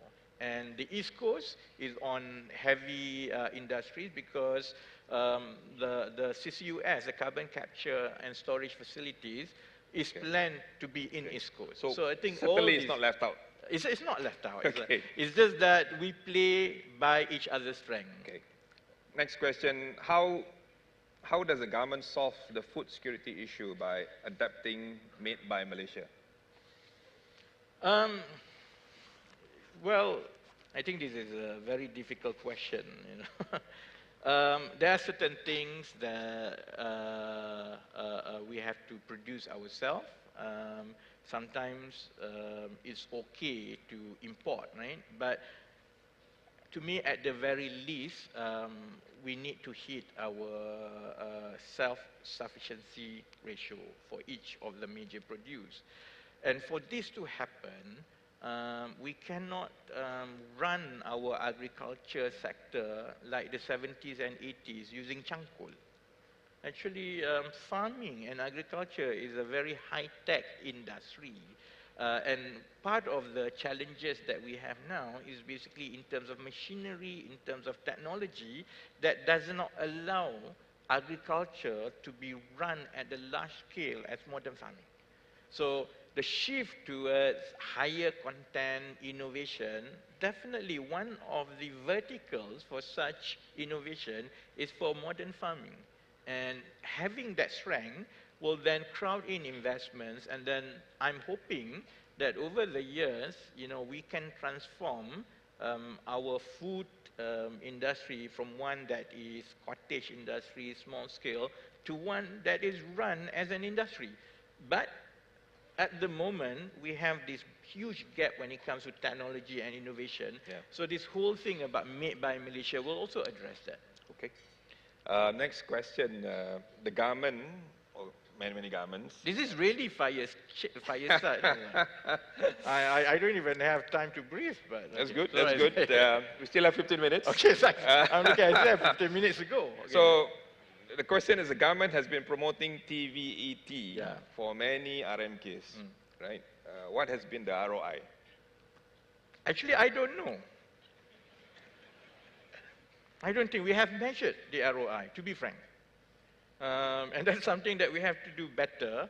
And that's, I think, a challenge in government because, the bureaucracy and everything, a lot of money being spent. But if you're not careful, then we do small scale all over the place. And then while the sum is large, then you just don't have it just doesn't move the needle. So hence, when we talk about RMK 13 just now, Dato', I think that's also one of the key deliverable. We need to make sure that our focus on TVAN actually will be able to translate into the kind of ROI. Certainly there is gap. Hence why in the private sector, people still talk about difficulty in getting the right talents and so on. Okay. Next question, a bit on diversity. So, can increasing female labor force participation contribute towards boosting the economy? What does the government has in plans to promote that? Yes, actually, I think we will not be able to meet our economic potential if we don't cross 60% women's labor participation. We are, I think, about what, 56, 57 now, around that. Countries such as Korea and other peers actually has a higher women's labor participation rate of about 64, 65%. So we have a lot of gaps. First, I think the restructuring of the economy will make it more palatable to get more women into workforce for the sole reasons that you will have more female going to universities. That's a trend. That's already the fact, you know. But when our economy gets more complex, it's changing from one that is labor intensive, manufacturing intensive, to one that is innovation-based, service-based, and so on, the kind of jobs it creates will allow for more opportunities for women. And labor market reforms that is happening now is about trying to make sure it is as accommodative to the demand of, you know, female workforce. I just want to slip one question. This is a bit of interest for me as a banker. We heard during the negotiation with GSS, ISAC, Singapore, etc., that the government is prepared to bring in foreign banks into Malaysia and Johor, right? Are you able to say yes or no? For the time being, I can state the fact that a lot of things were negotiated, but certainly in the final agreement,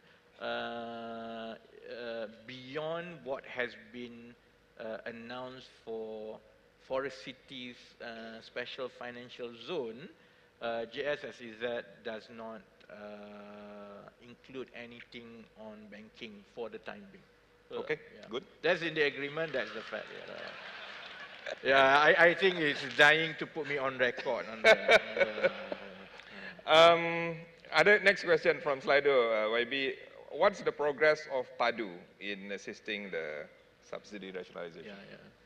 So, PADU now has data points of 21 million Malaysians. That's about 11 million individual adults, and then with their dependents and so on, so it's about 21 million. That's quite a good number out of about 31 million population. So,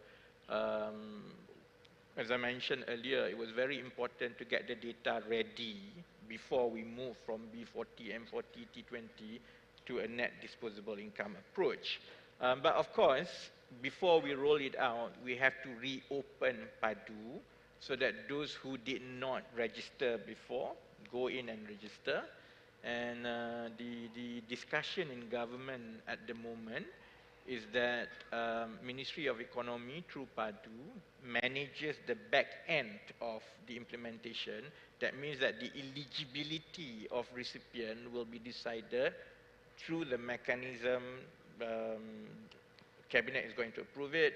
The biggest database that government has now is through PADU, and then so it's going to be decided through PADU, and then the recipient list will then be passed to MOF that is going to administer the implementation at the front end with the petrol station. So I think we will hear some announcements in the next few weeks on that. Next question, YB, probably comes from a much younger population in the crowd. how can Malaysian youth be strategically involved and empowered to become key catalysts in driving the transition, especially from made in Malaysia to made by Malaysia? You know, I said every time I got asked these questions, usually there'll be a series of social media posts cursing me after that. You know? I think we have to keep up with the demand. For the Gen Z and the millennials, you know, you live in a different era than what Datuk and I grew up with, you know. In the past, for example, right, in the past, we grew up in a situation where working a long, arduous career in one big organization is the way to go. And that's where all of us are here, you know, because they are big and then we grow. The world is changed in such a way that nowadays it's about value creation. And then it's both good and bad, you know, good in the sense that people have different success model, wealth creation model, career attainment model in the future, provided you upskill and you run with the pace of what is happening out there. Startups, innovation drives value now. You don't have to wait until you are 40 years old to become CEO. You can be a CEO at 25. You can go to venture capital and say, this is a good idea, I have this expertise, and then give me money. That was not available during our time, you know. But, okay, this is the part where people usually curse me. It's not easy. Just because 4 or 5 people in the world manage to do it, it doesn't mean that anyone who wants to do it can do it. It takes a lot of grit, it takes a lot of knowledge. You have to be out there and you have to be at the frontier. And therefore, you know, my appeal to the youth of Malaysia, you have to open up, you have to embrace competition, you have to see beyond the constraints. It is not the fault of everyone. If I want to do something, I will take it and run with it. If we can have more and more smart young people thinking like this, then I think our job is done. And that's what we are trying to do with RMK going forward, is to create the environment and ecosystem so that more and more young people from the Gen Z and millennials can create value, but you have to take risks. You are not going to make a millionaire at 30 if you work at Maybank, for example. I don't think so. So it does require a lot of rewiring about how we see the future, our career, and so on. And if we have enough people doing that, Dato', I think then, you know, Gen Z will basically drive this. Before I go to the next thing about Maybank. Okay, next question will be, what's the vision on KL-Singapore high-speed rail to bring Klang Valley into the JS-SEZ mix? I mean, Prime Minister has commented this, I think, when PM Lawrence was here. I think he mentioned it again today. I feel that the role of government is to really focus on enabling the ecosystem and therefore looking to develop public utilities and public goods. Then the question is high-speed rail between KL and Singapore falls into that? Most probably it's not, you know, it's not public goods, because for rail transport, we actually have double tracking completed from Perlis all the way to JB. Government has made a decision to move to leasing rolling stock, so that, you know, our current capacity for rail track is only 30% now because of the limitation of rolling stock. We hope that we can push that beyond 50% by 2030, and therefore for public rail transportation, I think we already have that and government is committed to that. So at the end of the day, this high-speed rail project has to be driven by the private sector, and the determinant is very much the dollars and cents. If it's financially viable, government is not going to stand in the way, but it has to be privately funded. And And I think, the race is out there to see who can come up with such a project that can be financially viable as a private project. Okay. There's a question on impact of migrant workers. How do you see the presence of migrant workers as a possible cause of low wages in Malaysia? It is. It is. I mean, I know that, this is unpopular, especially to a lot of employers. But we are, as an economy, we are addicted to low-wage foreign labor, to the point that even when total cost of employment is actually comparable between low-skilled foreign labor and Malaysians, we are still addicted to it. Actually, for one person now, with the minimum wage, with EPF contribution, with the levy and so on, actually you have to, and then you have to provide accommodation and so many things. Actually, the cost of employing one foreign labor now is easily at least 2,500 ringgit a month, at least. Normally, it goes to even higher than 3,000. The median wage in this country is 2,700 ringgit a month. Graduate entry-level salary is about 3,000, and this is graduate, which is comparable to foreign laborers, but we still want foreign labor. So I think that our push for more complexity in the economy so that we create more technology and become innovative is also contingent on our ability to loosen the dependency on cheap foreign labor. And at least I can speak for myself, unpopular as it is, we are quite determined to do it. And RMK 13 will have a series of policy proposals to expedite the current official quota of foreign laborers of 15%. Now it's 15%. We are hoping that we can drastically push it to a more acceptable level within 5 years and 10 years. This is probably the last question, but it's a combination of two questions here. It's related to the focus on high-tech industry. On one hand is the players, i.e. how can we promote more SMEs to be more involved in the high-tech side?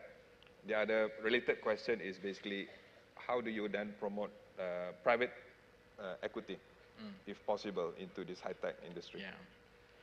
Yeah. Those two areas mentioned basically are among the most problematic structural defects that we have in our economy. First, we don't have enough PE and VC, and we need to work on our capital mobilization model, because only when we get it right, then we can bring investments into technology. So KL20 last year was part and parcel of it. We are still focusing, and then FEM, for example, is trying to sell that growth narrative idea so that we attract more PE and VC internationally. More investments coming here, more PE and VCs coming. So there's a parallel stream to that. The other stream is about scaling up our SMEs. I don't know in the auditorium whether we are aware that 97% of incorporated business entities in Malaysia are SMEs. There's only about 2% plus large companies. So our economy has become so lopsided that a lot of the burden is put into that small number of large companies, right? So one, that's why, I keep saying that we need to loosen our dependency on cheap foreign laborers, because they are employed mostly also by the SMEs. So long as we stick to the cheap manual labor, there's no incentive and motivation to invest in technology and motivation. And then when you are not exposed to technology and innovation, even if we are successful in bringing in high-tech investments, it's very difficult to embed our local SMEs into the supply chain. So these things have to happen simultaneously. Some of it is painful, and I think again it's going to be controversial. I don't know the appetite in the cabinet and in the market, but my view is that we have to bite the bullet, because otherwise we will have all these big investments, but then the gap between our SMEs and the next level of economy is going to get bigger and bigger, and we cannot bring our SME into that kind of supply chain that we want to create. Okay, thank you, YB. It has been very insightful. It has been very frank. We appreciate that. I was joking about Maybank. Okay, we will try to prove you wrong one day. Can we put our hands together to thank Thank YB you. Rafizi for this frank assessment? Thank you, YB. Thank you, Dato' Karisale. I'd like both the gentlemen just to stand there for a photograph to make it official.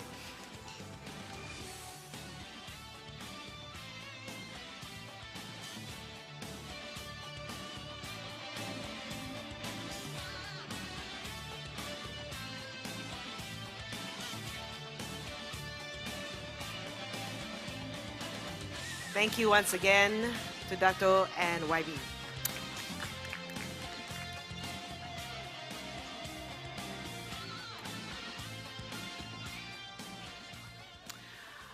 All right, we heard from him this morning, and I'm sure we have more questions as well. We're pleased to have back with us for this dialogue session Dr. Chris Miller, author of Chip War, The Fight for the World's Most Critical Technology.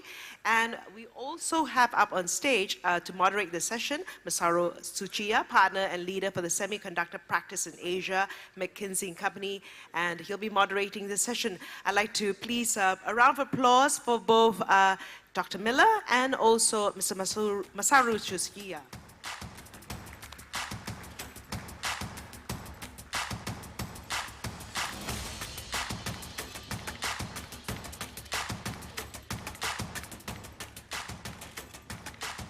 The floor is yours, Mr. Masaru. Okay, is mic is on? Yep. All right, a lot of pressure after inspirational session by the minister.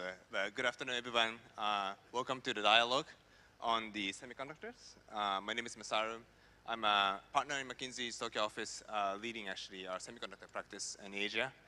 You're welcome to actually call me Masa, because that's an easy name to remember from, I think, Malay speakers, I believe. Masa means time. So it's a perfect timing or time to discuss the semiconductor topic today. So today, I'm joined by Dr. Chris Miller, the acclaimed, I think, author of the Chip War book. This is a renowned, and also he's a renowned expert on the geopolitical dynamics around the semiconductor industry. So in the next actually 15 minutes, we'll explore the intersection of the geopolitics of the semiconductors with a particular focus on what it means for Malaysia. So welcome. So maybe I think before I actually dive into, geopolitical questions, as actually fellow doctoral, myself as a PhD in semiconductor physics, I was curious about your, academic background. You actually have a historian, by training, right? So you, looking at this industry from fresh eyes, just, curious about what actually inspired you to shift your focus to semiconductor, actually from Russia topic before, right? Well, first off, thank you for moderating this conversation. I first became interested in semiconductors over a decade ago, and it became clear to me if you wanted to understand the key trends shaping the world today, the shape of globalization, the advance of technology, also the geopolitical rivalries, you couldn't understand any of them without putting semiconductors really at the center of your analysis. And so when I looked out at the world and saw globalization shifting, saw technology advancing, it seemed to me that we spent a lot of time thinking about old industries, the oil industry and its impact on global trade or geopolitics, and not nearly enough time thinking about the industries that were actually going to matter both today and for many decades in the future. And the semiconductor industry is both a driver of this technological progress, also a key factor in shaping how the world economy is structured. And yet, until quite recently, most people didn't think at all about semiconductors. And so my goal in writing the book was to underscore just how important this industry was in shaping how the rest of the world functions. I see.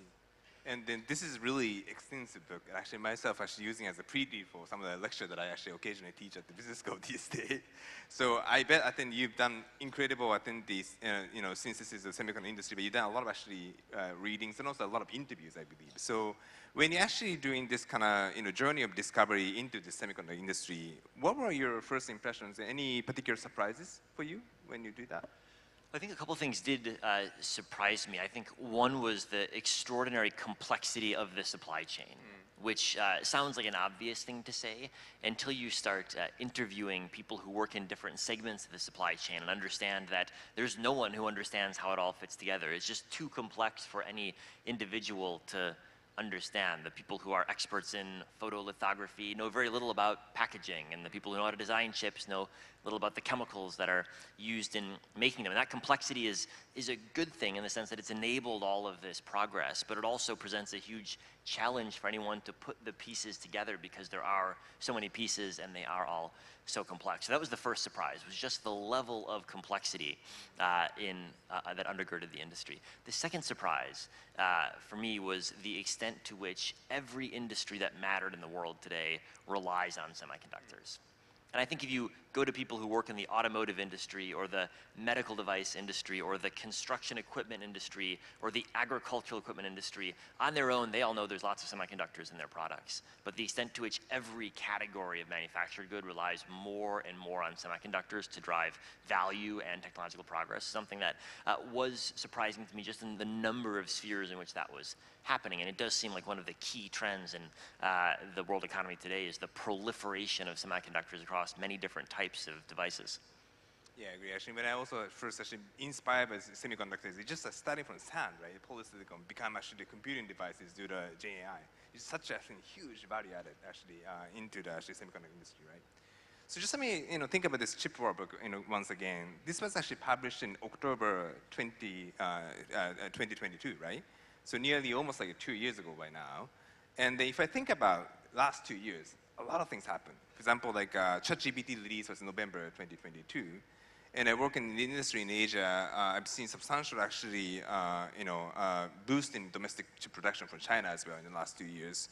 So if you look back these last, past 2 years, what are the most significant change you've been seeing in the industry? Anything surprise you or shifted your perspective a little bit? I think there are two key factors that have impacted really every country and every segment of the chip industry. The first is AI, no doubt. The release of ChatGPT was the culmination of technological developments that had been happening for some time, but I think everyone, including even Sam Altman, was surprised by the way that ChatGPT captured the world's attention, and I think helped people understand just how rapidly AI would be deployed in many different segments of the economy. And we've since November 2022, when ChatGPT was first released, seen a boom in investment in, for example, the data center infrastructure that's necessary for deploying AI tools. And the speed at which that's happened has indeed been a surprise.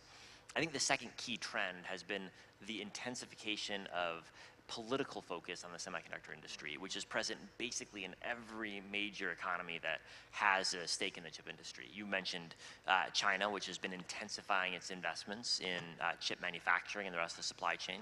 The same thing is true in India, which is focused more now than ever on semiconductors. The same is true in the United States, which has of course been subsidizing its own domestic industry as well as trying to control technology transfer. The same is true for Korea and Taiwan and Germany and the Netherlands and Japan and many other countries as well. And that was a trend that had been building over time, but I think the last couple of years has seen that leap forward, driven both by the geopolitical conflicts, which have intensified, but also by the emergence of AI, which has raised the stakes in terms of who has access to the most advanced chips and who does not.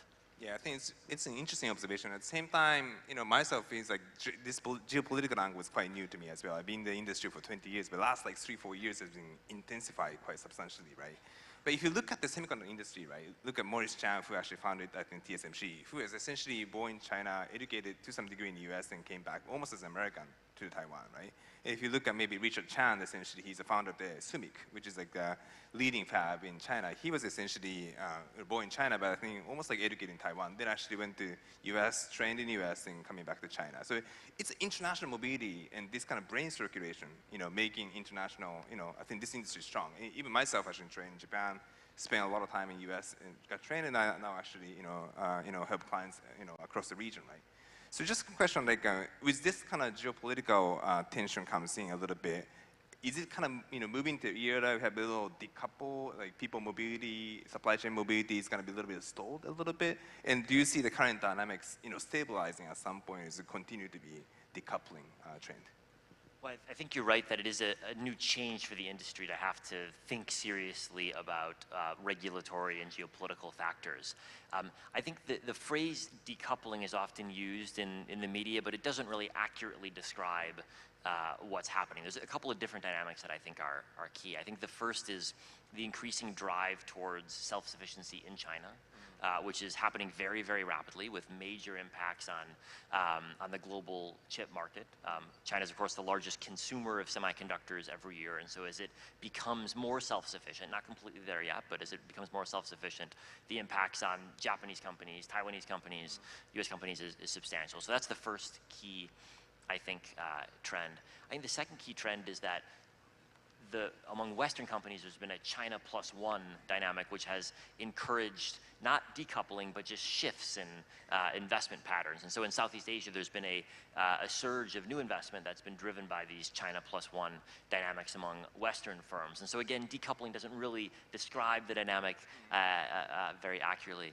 And I think the third thing is there have been more restrictions on technology transfer as well as on flows of people to some degree. Although I think it's worth noting that the industry is still deeply interconnected internationally, and the restrictions that we've seen have been very narrowly targeted. The US is restricting only certain types of GPU chips, leaving every other type of chip untouched. When it comes to labor mobility, a number of countries, Taiwan, South Korea, to a lesser degree the United States, have taken some steps to limit labor mobility, but there's still a lot of mobility back and forth. And so I'm hesitant to use the word decoupling. I think it's a very broad phrase that misses a lot of the nuance that's happening. And I think if you ask, is the industry deglobalizing?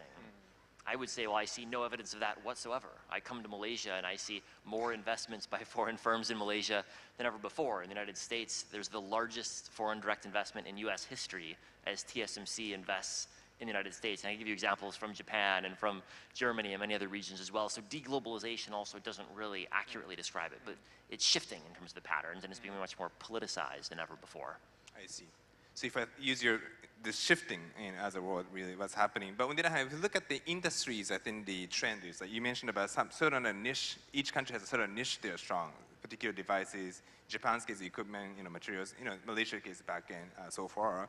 But essentially, like, what's actually making this intensive amount of capital R&D actually needed, that actually naturally making this kind of winner-takes-all dynamics. So that's the reason why, some sort of like dominance is centralized among few specialized players, right? Essentially TSMC in Taiwan, ASML in lithography, for example, Tokyo Electron having some of the Kuala developer tools and things like that. So how do you see this kind of dynamics evolving, right? Essentially, like you say, shifting happening. So now I think we have actually just a really dominant player going forward, or do we see essentially multiple winners going forward in certain niche? I think you're right that the winner-take-all dynamics have been very strong in the industry, driven by the economies of scale that accrue to the leading firms. I think in the 2.5 years since I published Chip War, in some ways those dynamics have even intensified. If you look, for example, at the market share of Taiwan's TSMC in producing the most advanced chips, it's even higher today than it was 3 years ago. And I would say most people in industry don't think that trend is going to change anytime soon. And the fact that there are these vast economies of scale at almost every segment of the supply chain mean that any country that's trying to do it all themselves, anyone trying to achieve self-sufficiency, face enormous barriers because the costs of self-sufficiency are tremendous.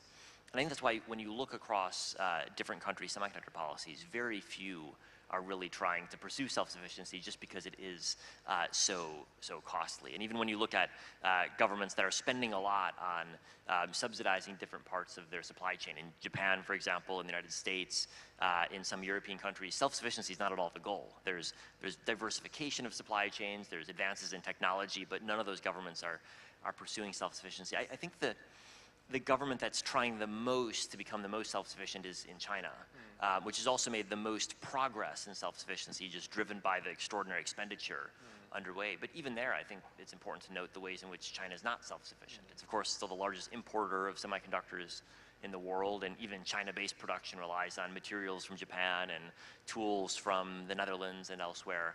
And so even there's a very long pathway towards self-sufficiency that will be measured, I think, in many years, if not decades, which is so difficult precisely because of these winner-take-all dynamics that make competition very difficult. I agree. And speaking of that supply chain, right, that's essentially self-sufficiency becoming the, the words often used in China and also in the US, and I often see in Japan as well these days, right?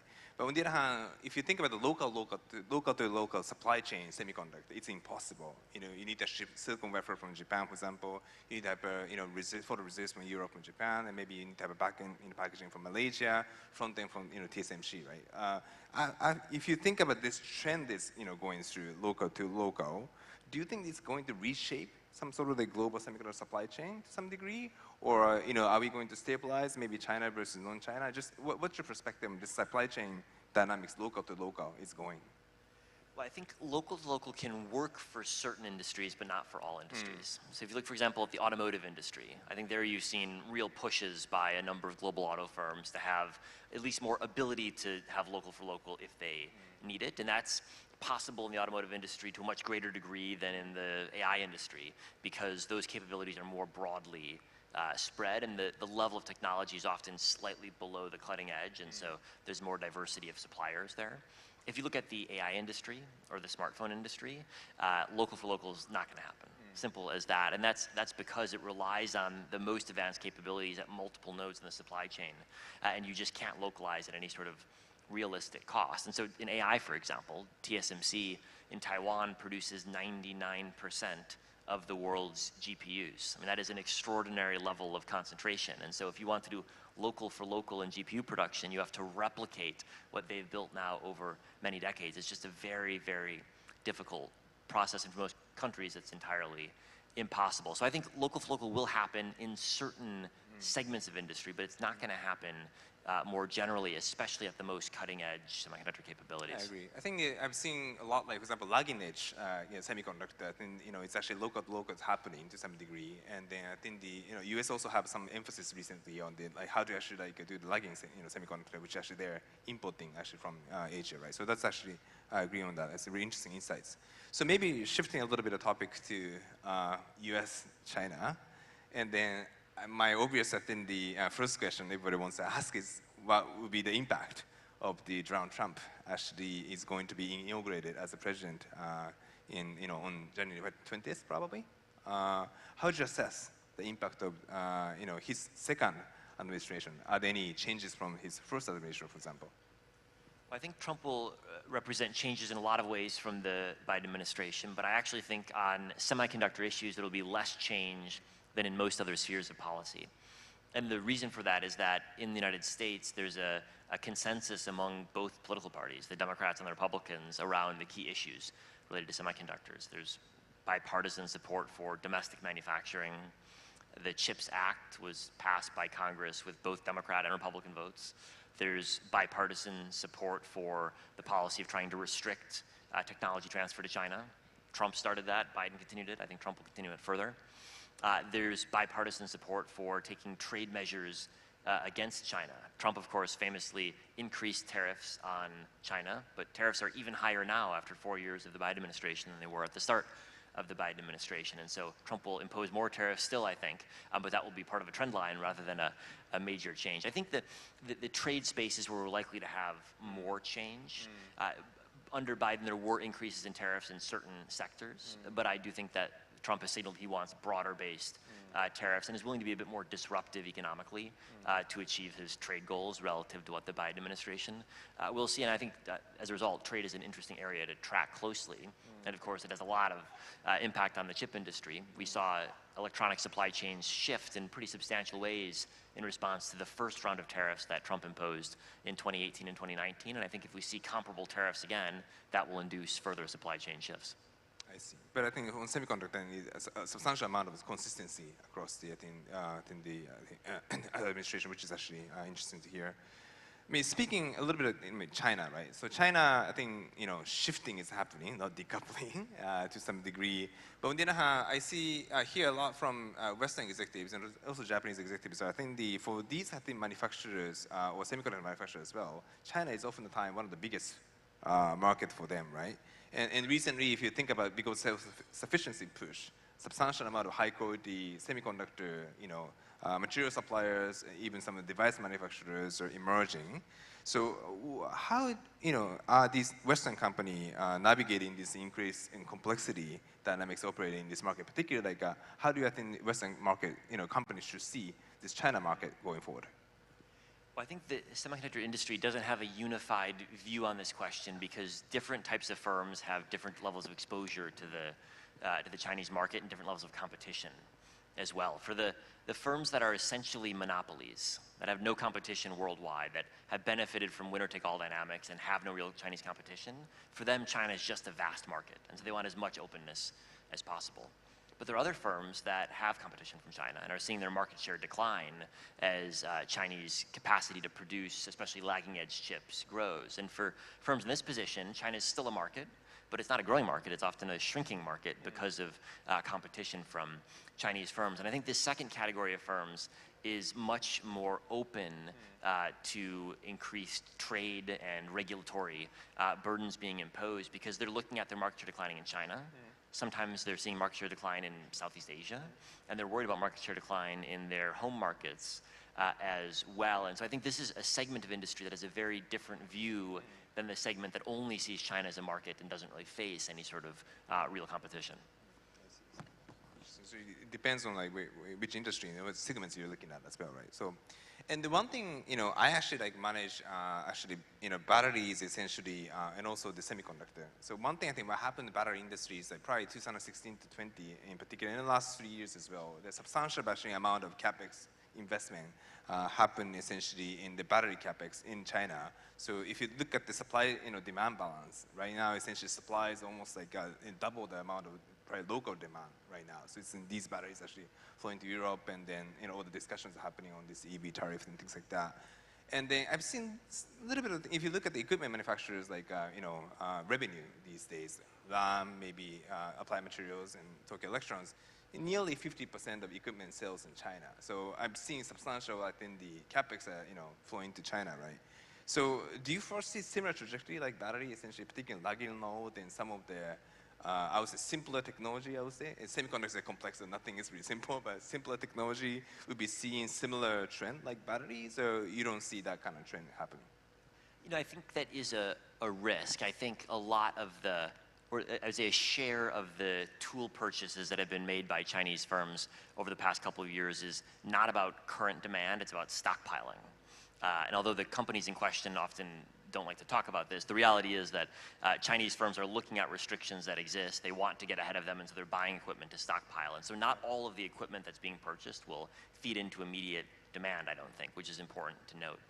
But I think you're right to suggest that the scale of the government support for building out chip manufacturing in China is highly significant. It's led to a boom in the production of chip-making facilities in China, and this is already having an impact on the global chip market. I think it's less likely to produce overcapacity because I think the rest of the world's chip firms are responding by investing less than they otherwise would. And we've seen a number of instances in the US, for example, where companies have been pressured by their own investors to invest less on the grounds that if they invest, they'll face more competition from low-cost producers in China, and therefore they're not going to invest as much. And so I think actually the fact that non-Chinese firms are highly market-driven will limit overcapacity risks. Now, the flip side is that if you're a government in Japan, in the US, in Europe, in Taiwan, and you're watching your companies invest less, that's something that doesn't look like a particularly attractive outcome. And I think we're going to see over the next couple of years, all of the governments that I mentioned right there introduce more restrictive measures on the use of Chinese-made chips in their supply chains as part of an effort to spur their own firms to keep investing so that their market share doesn't decline. I see. Interesting. But the share implication is quite substantial, right? Okay, I agree. So maybe I think I'll have one more question on China, then move into actually Malaysia questions. But one last thing I just want to talk about China is actually, despite numerous efforts, I think still China lacks this leading edge technology, and TSMC, sharing this like almost 90% of the share in the leading edge is actually something you extensively wrote in this book as well, right? So what is the likelihood essentially China will essentially catch up in I would say Taiwan in this topic, and what are essentially like factors development essentially needed to catch up? I think the challenge for advanced chip manufacturing in China is not just that China has to catch up with Taiwan, but actually that China has to catch up with Taiwan and Japan and the US and the Netherlands simultaneously, because it's all of those countries working together to produce the capabilities that make advanced chip manufacturing in Taiwan possible. That's what China now has to do. And because of the restrictions that the US, Japan, and the Netherlands have put in place, you can't access the most advanced tools in China. And so China's in the process of trying to replicate what's literally the most complex and expensive supply chain humans have ever created, bar none. And so it's a hard task. It's not easy, which is why, despite that there are a very large number of very smart engineers working on this problem in China, the reality is that the leading Chinese firm, SMIC, which produces processor chips, is, if anything, slightly further behind TSMC today than it was a couple of years ago. Every year, SMIC makes advances. Every year, TSMC makes advances. And so the gap between them has been roughly 5 years for the last 15 years. And catching up is very, very hard to do. People often ask me, when will China catch up? And I say, well, the rest of the world has fallen behind. You used to have advanced chip making in Japan, in the US, in Korea, which has fallen behind, Taiwan, in Europe. But Taiwan has pulled ahead in this segment. And you used to have advanced lithography tools produced in Japan and the US and the Netherlands, but the Netherlands has pulled ahead in that segment. And so the trend has been this winner-take-all dynamic. And so the assumption, I think, shouldn't actually be catch up, because catching up has not been happening. It's been the rest of the world falling behind the leader in each segment of the supply chain, which illustrates, I think, just how hard it will be to indigenize the entire supply chain in China. Yeah, interesting. And also, surprising fact about this, like TSMC, the leading edge, is the demand is humongous. If you look at the demand-supply gap, it's actually substantially increasing these days, right? So 2-nanometer nodes and things like that. And a lot of actually AI chip companies are complaining, like, we don't have the capacities, and that's actually been their market share. So it's an interesting dynamics. We'll see. Respect TSMC's ability actually substantially to lead that, right? So given almost like half the time that from the 15-minute section, we have about 25 minutes. I just want to spend the rest of the time a bit more talking about Malaysia, right? The first question that I have is, in the plenary, you actually had a sentence: neutrality is a challenge in a strategic industry. I thought it was kind of interesting comment that you had. In Malaysia and also ASEAN has been really placing like I think not the best, but I think it has been playing as a neutral country in this shifting, I would say, geopolitical dynamics, right? So essentially, does this neutral strategy work? Essentially, first of all, and then what are essentially the challenges and opportunity eventually Malaysia has in this kind of neutral context? Well, I think the opportunities are certainly clear, which is that you can have investment from a whole variety of different countries in Malaysia, and it's seen as a neutral ground in some ways. And the investment boom in the semiconductor space that Malaysia has benefited over the last couple of years is driven partly by that fact, as well as the strength of the ecosystem. So that's the plus side. I think the challenge is that both China and the United States have increasingly adopted measures to be more intrusive in supply chains. We've seen this with the US, for example, regulating how US chip-making tools can be used even if they're installed in Taiwan. We see this with China right now, increasingly regulating if you import a critical mineral from China, where can you then export it to? And I think this trend of focusing on supply chains and involving politics more in supply chain decisions, even when the supply chains themselves are located in a third country, this is a trend that has got a long way to run. And it means that neutrality is going to be difficult to maintain, because multiple countries will be trying to influence the shape of the supply chain and use the fact that their companies or their materials or their technologies are present to exert different forms of political leverage, which doesn't mean that neutrality is not a sensible strategy for Malaysia. It doesn't mean that it's impossible, but it does mean, I think, that there are real challenges to think through in terms of what does it actually mean to be neutral, and what are the choices one will have to make when China on the one hand and the US have different views and are pushing not just politely and diplomatically, but also using their supply chain leverage to try to get their view their view implemented. And I think what we see is, final point, as supply chains get more complex, the likelihood that any given supply chain relies both on the US and on China increases. And so complexity actually enables this type of supply chain competition. And then anything like maybe can Malaysia or maybe neutral country can do really do the neutral, like more like a zoning differences or maybe restriction on certain things, or anything in particular you feel to keep the neutrality? Or? Well, I think the segments of supply chains that will be politicized in the future are hard to predict today. It's just very hard to predict what will be the focus of political leaders in either China or the United States in 3 years' time, or in 5 years' time, or in 10 years' time. And so I think rather than any specific toolkit to hedge against the politicization of supply chains, I think the key is to be cognizant and regularly tracking how both China and the United States are approaching this issue. I think it's often the case that Chinese and US policymakers themselves are surprised by the issues that come into focus. I'll just give you an example. Drones are a technology that are predominantly used for civilian purposes. Most drones that are created go into civilian hands for photography and for individuals to use. But it's also become clear in the Russia-Ukraine war the extent to which they also have military relevance. And every civilian drone manufacturer in the world, I think, is now facing intense pressure to ask questions about what are the components in their supply chain, where do they produce, who do they sell to, in ways that companies that thought of themselves until very recently as only in the civilian sector are realizing that governments no longer think they're only in the civilian sector. Governments think they have other applications as well. And so companies just must be diligent in tracking these trends and nimble when they have to respond. Interesting. So maybe switching topic a little bit from actually the neutrality topic to national semiconductor strategy, which highlights essentially Malaysia tried to actually upgrade the supply chain from essentially moving up the value chain essentially to advanced packaging, IC design, eventually to advanced node manufacturing. I think we talk a lot about this thing, advanced node manufacturing with TSMC example. We haven't talked much about this IC design and advanced packaging. And if you think about Malaysia's strategy now, I think they actually have the biggest IC design park, having ARM, for example, Cadence, Phison, which is a SSD, I think, design manufacturers, and also Intel investing in Penang, right, for advanced packaging.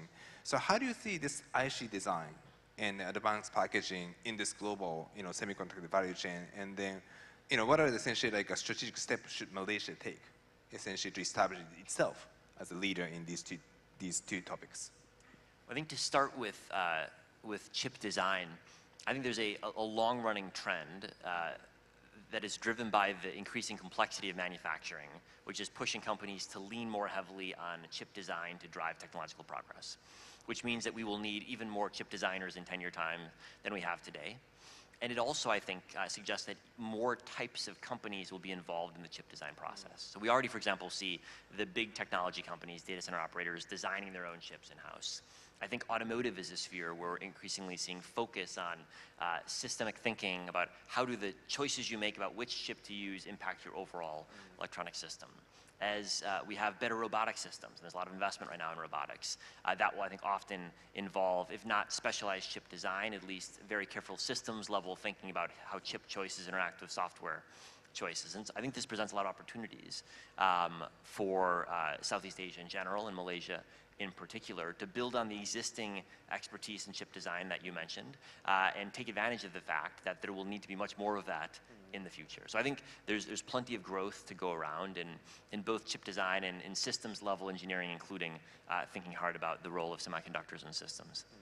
On packaging, I think there's also lots of opportunity in advanced packaging. Every semiconductor company talks about advanced packaging as a priority area. And again, as we face ongoing challenges in shrinking components smaller and smaller on chips, there's more focus on packaging in creative ways to drive performance improvements. And this is making packaging more capital intensive, more R&D intensive, more value creation coming from the packaging process. And I think there's an obvious opportunity here for Malaysia, which is one of the world's leaders in packaging and the ecosystem. But I also think there are challenges here. As packaging gets more capital intensive, more countries have a cost-effective way of participating. And so in addition to countries that are current big players in packaging like Malaysia, you also hear advanced economies talking about trying to play a bigger role in advanced packaging on the grounds that because it's capital intensive and not labor intensive, cost structures are much more viable in advanced economies than previously. And so whether it's Japan, the United States, to a lesser degree Europe, there's focus on advanced packaging there too. And so I think the advanced packaging landscape will be quite competitive, though certainly Malaysia has a very strong base to build from. Yeah, I agree. And then this, I think, the long history Malaysia has in the semiconductor ecosystem is, I think, the strength. I believe the country has been working on semicon since like 70s, have like 50 years plus of the experience in doing so. But having said that, even among the ASEAN nations, right, I think other countries are becoming quite interested in this topic. So, what are your advice or strategic step I think should Malaysia take to take its leadership position in the semiconductor manufacturing, particularly even including back-end space as well? How can Malaysia sustain this leadership? Well, I think you're right that across Southeast Asia, semiconductors are a focus in nearly every major economy. But I do think that perhaps alongside Singapore, Malaysia has the most developed ecosystem by a substantial margin. And so the steps that are being taken by other countries in the region, like Vietnam, are at an earlier stage in the development process than Malaysia has done. They've done that many years ago. And so that means that there's actually, I think, less competition between ASEAN countries than one might expect. They're focused on the same industry, but different segments of the industry. And so that's, I think, good news for ASEAN-level cooperation on semiconductors. I also think the fact that the industry is going to grow so rapidly over the coming years, easily be $1 trillion industry by the end of the decade and perhaps above $1 trillion, means that, again, there's plenty of growth to go around. And I think talking to companies, both in the region and companies that invest in the region, there's a recognition that there are talent constraints in nearly every country. And when I'm struck talking to industry leaders and CEOs, wherever you go in the world, you ask, what's your number one problem? Everyone says talent, which means that I think, will there be competition between countries over talent? To some degree, but I think actually the key competition is between companies that can't access all the talent they need. And that also, I think, is a scope for ASEAN-level cooperation in upskilling and making sure that the talent is here that companies both in the region and foreign companies that are investing are looking for. I see. And I agree, talent is actually a really huge challenge. And this year, I think last year, I had multiple engagements on that, actually, on the talent. So all of a sudden become a huge topic, even for the leading players. It was surprising, right? And also a good segue to my next question. I think if you look at actually Malaysia versus Taiwan versus Korea, right?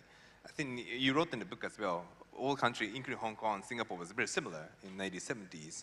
But if you think about South Korea, essentially, Samsung essentially made a huge, I think, funds into the semiconductor and actually took away, I think, the share from Japan in the DRAM. And also Taiwan, in essentially, I think 1985, I think Maurice Chan actually became head of the ITRI, Industrial Technology Research Institute, and actually founded TSMC in 87, I believe. And then 90s, I think, in Taiwan grew substantially, took the shares, and this fabulous model emerged, right? So, I believe this is probably once in a century opportunity for Malaysia to, I think, upgrade this capability in semiconductor. On the other hand, what are the essential lessons we can learn from this? I think the Malaysia, Taiwan, Korea, same stage in the 70s, and then they, did well. And then what are essentially critical factors I think do Malaysia need to change this time in order to actually be successful? I think it's a hard question and an important question. One of the, I think, historical analogies that I like to look at is in 1987, TSMC was founded in Taiwan, and Chartered Semiconductors was founded in Singapore.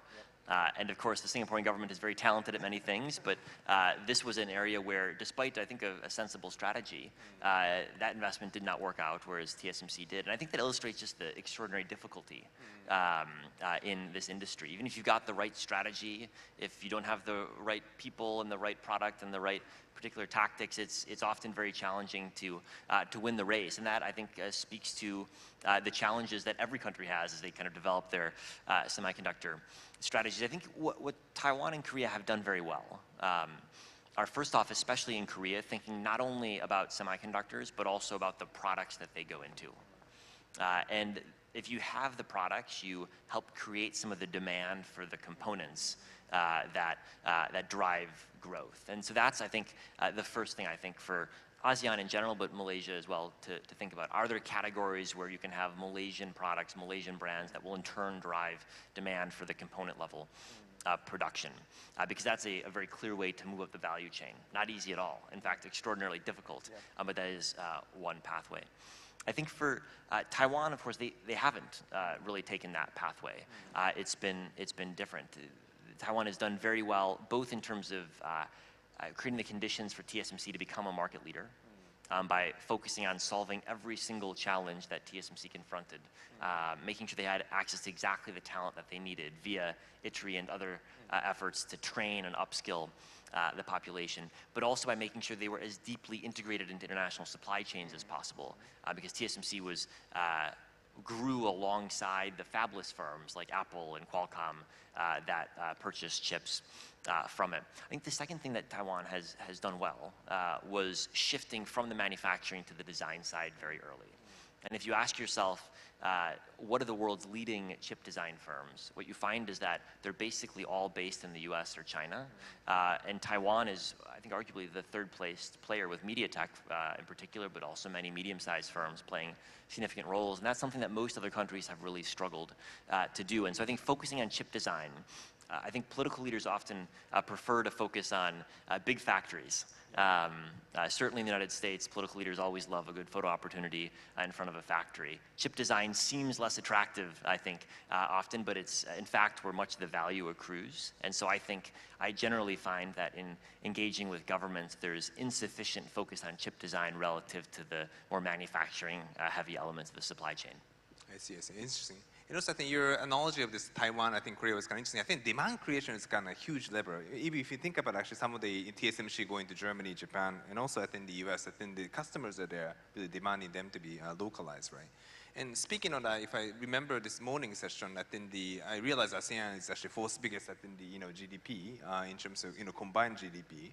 So this region has a demand. This yuan is actually growing, right? So in terms of that, I personally believe that there's something we can do really as ASEAN-wide as well. And given that Malaysia will chair, or is actually chairing ASEAN 2025, well, actually would you offer like ASEAN nation to strengthen in the semiconductor ecosystem? Are there any cooperation opportunity among them? Or any advice to essentially ASEAN nations on the semicon?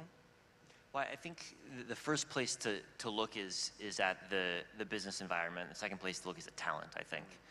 We've seen, I think, really substantial steps within ASEAN, both over the last couple of years, but also recently between Malaysia and Singapore efforts to further streamline the business environment to facilitate supply chain operation. And in this industry, that's absolutely critical. Absolutely critical. And I think any effort focused on making it easier to move goods across borders to facilitate that dynamic is seen by the industry as necessary for additional investments. I think talent is the second key area to focus on.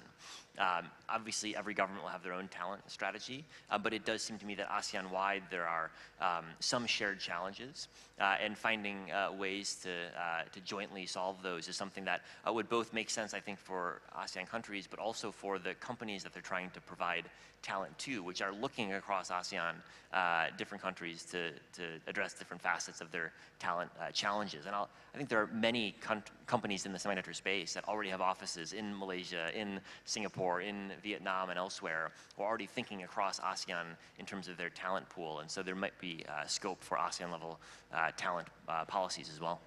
Yeah, I agree. I think if you think, even like investment is one thing, but talent actually plays a substantial role in semiconductor. It's actually like, if you look at TSMC's executive, like almost 60%, 70% PhDs, right? And there are a lot of top executives that are trained top schools and really migrated. If you think about Samsung's, the emergence in Korea, you were writing the book as well, a lot of actually Koreans trained in the US university in semicons and moved the technology there. So I think if ASEAN become a talent powerhouse, I think the region has a substantial and also sustainable actually growth in the semiconductor, in my opinion as well. So speaking, stepping away a little bit from I think the ASEAN, but we are also competing with other regions as well, like India. They're having this, India semiconductor mission, $10 billion investment. And anytime I talk to the semiconductor executive, I think India is great because I think, well, infrastructure isn't there, but subsidies amount substantial, like, half, coming from the government and additional from the state as well. And the recently I've been seeing actually Middle East became quite interesting semiconductor somehow actually. Saudi's 2030 vision has a semicon. UAE's tech initiative also have a semiconductor as well. And if you think about Abu Dhabi's Mubadala has been investing in global foundry, they also have good understanding in the industry as well. So how do you see these kind of, region influencing actually the semiconductor market? And what are the implications to ASEAN?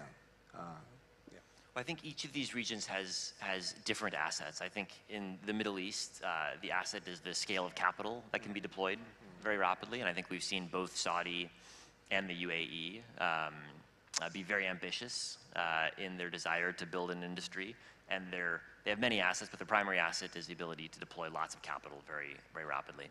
I think in India, there's an effort to build an industry from a relatively limited base to start, at least on the manufacturing side. On the design side, India has substantial capabilities. I think many of the participants in the Indian market are focused above all on leveraging India's domestic market, which as a single country is quite large and growing very rapidly. And I think that's a lot of the focus in the Indian ecosystem is on building more of an India-focused ecosystem, leveraging India's domestic demand. And I think there's, just given the scale of the Indian market, there's a real logic there. I think the advantage that that certain Southeast Asian countries, especially Malaysia, has is the ecosystem that already exists, which is far ahead of what exists in India and far ahead of what exists in the Middle East, where there's almost nothing right now. And so that existing ecosystem is an extraordinary asset. Of course, it doesn't guarantee anything for the future, but it does give you a position from which to build. And I think if you talk to global semiconductor firms, they understand exactly what it means to invest in Malaysia because they've already done it.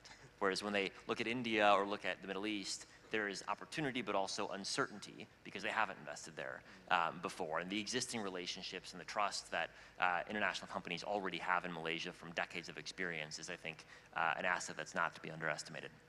I agree. I think already having existing solid talent in the nation is a substantial advantage, I think, for Malaysia. And also, I think, maybe collaboration with Singapore is actually emerging with Johor, Singapore, and things like that. I think it's going to strengthen that, I think, the ecosystem, I believe. So it's a, I think, good and bright future for Malaysia, I believe. So maybe I think given that we have 5 minutes to go, we'll start actually closing things. But, we tend to actually focus a little bit near term, like, how to compete with India, sometimes compete with, like, Middle East, US, and China. But sometimes, if you think about the nation's strategy, we need a long-term view as well, right? So if you think about like 2040, 15 years from now, or like maybe 2050, 25 years from now, how do you kind of envision the semiconductor industry evolving? Like, and what are the challenges and opportunity that might actually define its trajectory essentially to 2040 and 50? Well, it's very difficult to look 25 years out. That's a good, challenging question to conclude our conversation on. I think we can say with some degree of confidence that if you look at the history of technology, there's been waves of products. There were mainframe computers in the 60s and 70s, and the rise of the personal computer in the 80s and 90s and early 2000s, and the smartphone and mobile computing all the way up to the present. And now we're at the start of a new wave that I think will be at least a decade-long wave and probably more with the application of artificial intelligence. I think we don't yet know what will be the killer app for AI. I think the chatbots that we can play with online, like ChatGPT, are not going to be the end state of the application of artificial intelligence. And I think we're just in the early stages of seeing the new products that will emerge, both for enterprises to become more efficient and also for consumers that will harness artificial intelligence. But I guess I'd feel pretty comfortable saying we're at the start of a long-term wave. And if you ask yourself, well, what will it mean to deploy more artificial intelligence in all aspects of the economy and all aspects of human life, I think it will mean more computing, it'll mean more memory, it'll mean more sensors, it'll mean more autonomy, more autonomous systems. And that means for the semiconductor industry, growth across all of those different spheres. The last couple of years since ChatGPT, there's been extraordinary focus on the GPU chips that enable artificial intelligence, the data centers that they're trained on. But I think that's probably, again, just the first stage. And in the long run, we'll be doing just as much computing on the edge of networks rather than in the center of them, which will require different types of chips. So the basic trend of more computing power will, I think, persist for a long time, and that will be a long-term growth driver for this industry. I see. Yeah. One thing fascinating about the semiconductor industry is like I am trained by engineer. Anytime I've seen this like nanometer transistors, I thought crazy. But then somebody actually created demand all the time, like ChatGPT, something I couldn't imagine like 15 years ago. But the demand is there. At the same time, I think within like 10 years or 15 years, I think leaders is going to change. I think in Japan is a good example. In the 1980s, we were leaders. Then I think the South Korea progressed fast. I think the Japan in 96 or 7, right? I forgot actually the year, but almost 6-7 years. And the battery, I've been seeing a similar trend in the last 15 years. In 2010, that Panasonic, these companies are leaders. Now CATL is having substantial, I think this share, and then their market cap is probably like almost 4 or 5 times of Panasonic for absorbed that in Sanyo. So I think if Malaysia become very serious about actually taking the step into this industry, I believe 10 years, 15 years is in a reasonable time to really think about becoming significant in the industry, I believe. So I'm actually approaching to the end of our time, so it's time to almost close the time of the session. But any final thoughts or the comments before we close the session to the audience? Well, I would just end by concurring with your argument that in fact, if we're at the early stage of a new wave, there's more opportunity than in the middle or the end of a wave. If you look at the smartphone wave, what you find is that was one of the key factors that put Taiwan at the absolute epicenter of the chip industry, because the entire chip industry that was supplying smartphones depended on Taiwan for production. If you go back to the prior wave of personal computers, that was when on the chip side, Intel, and on the software side, Microsoft became absolutely central companies, not just to the tech sector, but to the entire world economy. And so I think right now we do have that uncertainty about which firms and which technologies and which countries will play different roles in the industry. And that makes it a very exciting time to be watching the semiconductor industry. There's great progress, but also I think a tremendous flux in the industry that will play out over the coming years. Yeah, absolutely. And I also truly believe one more time that Malaysia has a golden opportunity to shape this future of the industry. Thank you very much for all being part of this important dialogue. I know actually this session stands actually between you and the lunch break. So, and also myself, I start becoming a little hungry. So actually, with that, I'd like to close the session. Thank you very much for your time. Dr. Miller, thank you very much. Thank you, Dr. Miller and Masaru-san. Gentlemen, I'd like you up front here for a photo.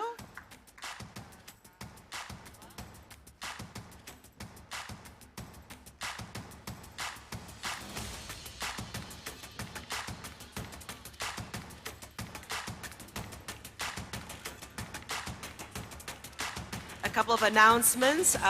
Lunch will be held at Hall 7, Level 3. The afternoon session begins at 2 p.m. at Halls 6A and 6C, so do make your way back by 1:55 p.m. The afternoon session in Hall 6A will be discussing fiscal and monetary policies, focusing on strategies with the Minister of Finance 2, YB Senator Dato Sri Amir Hamzah Azizan, the Governor of Bank Negara, Dato Sri Sheikh Abdul Rashid Abdul Ghaffur, and Ms. Yeo Eng Ping, Asia Pacific Tax Leader from EY. Concurrently at Hall C, the topic will be ASEAN Dynamism, where we'll be focusing on capitalizing on opportunities and navigating transactions with the Minister of Defense, YB Dato Sri Muhammad Khalid Nordin, Assistant Professor, National Graduate Institute for Policy Studies, Japan, Dr. Guani Lim, Senior Fellow, Asia Program, Carnegie Endowment for International Peace, Alina Noor, and CEO of Bursa Malaysia, Dr. Umar Swift. So do enjoy your lunch. Again, that will be at Hall 7, Level 3, and be back by 1:55 p.m. so we can start at 2 p.m. Thank you. Enjoy your lunch.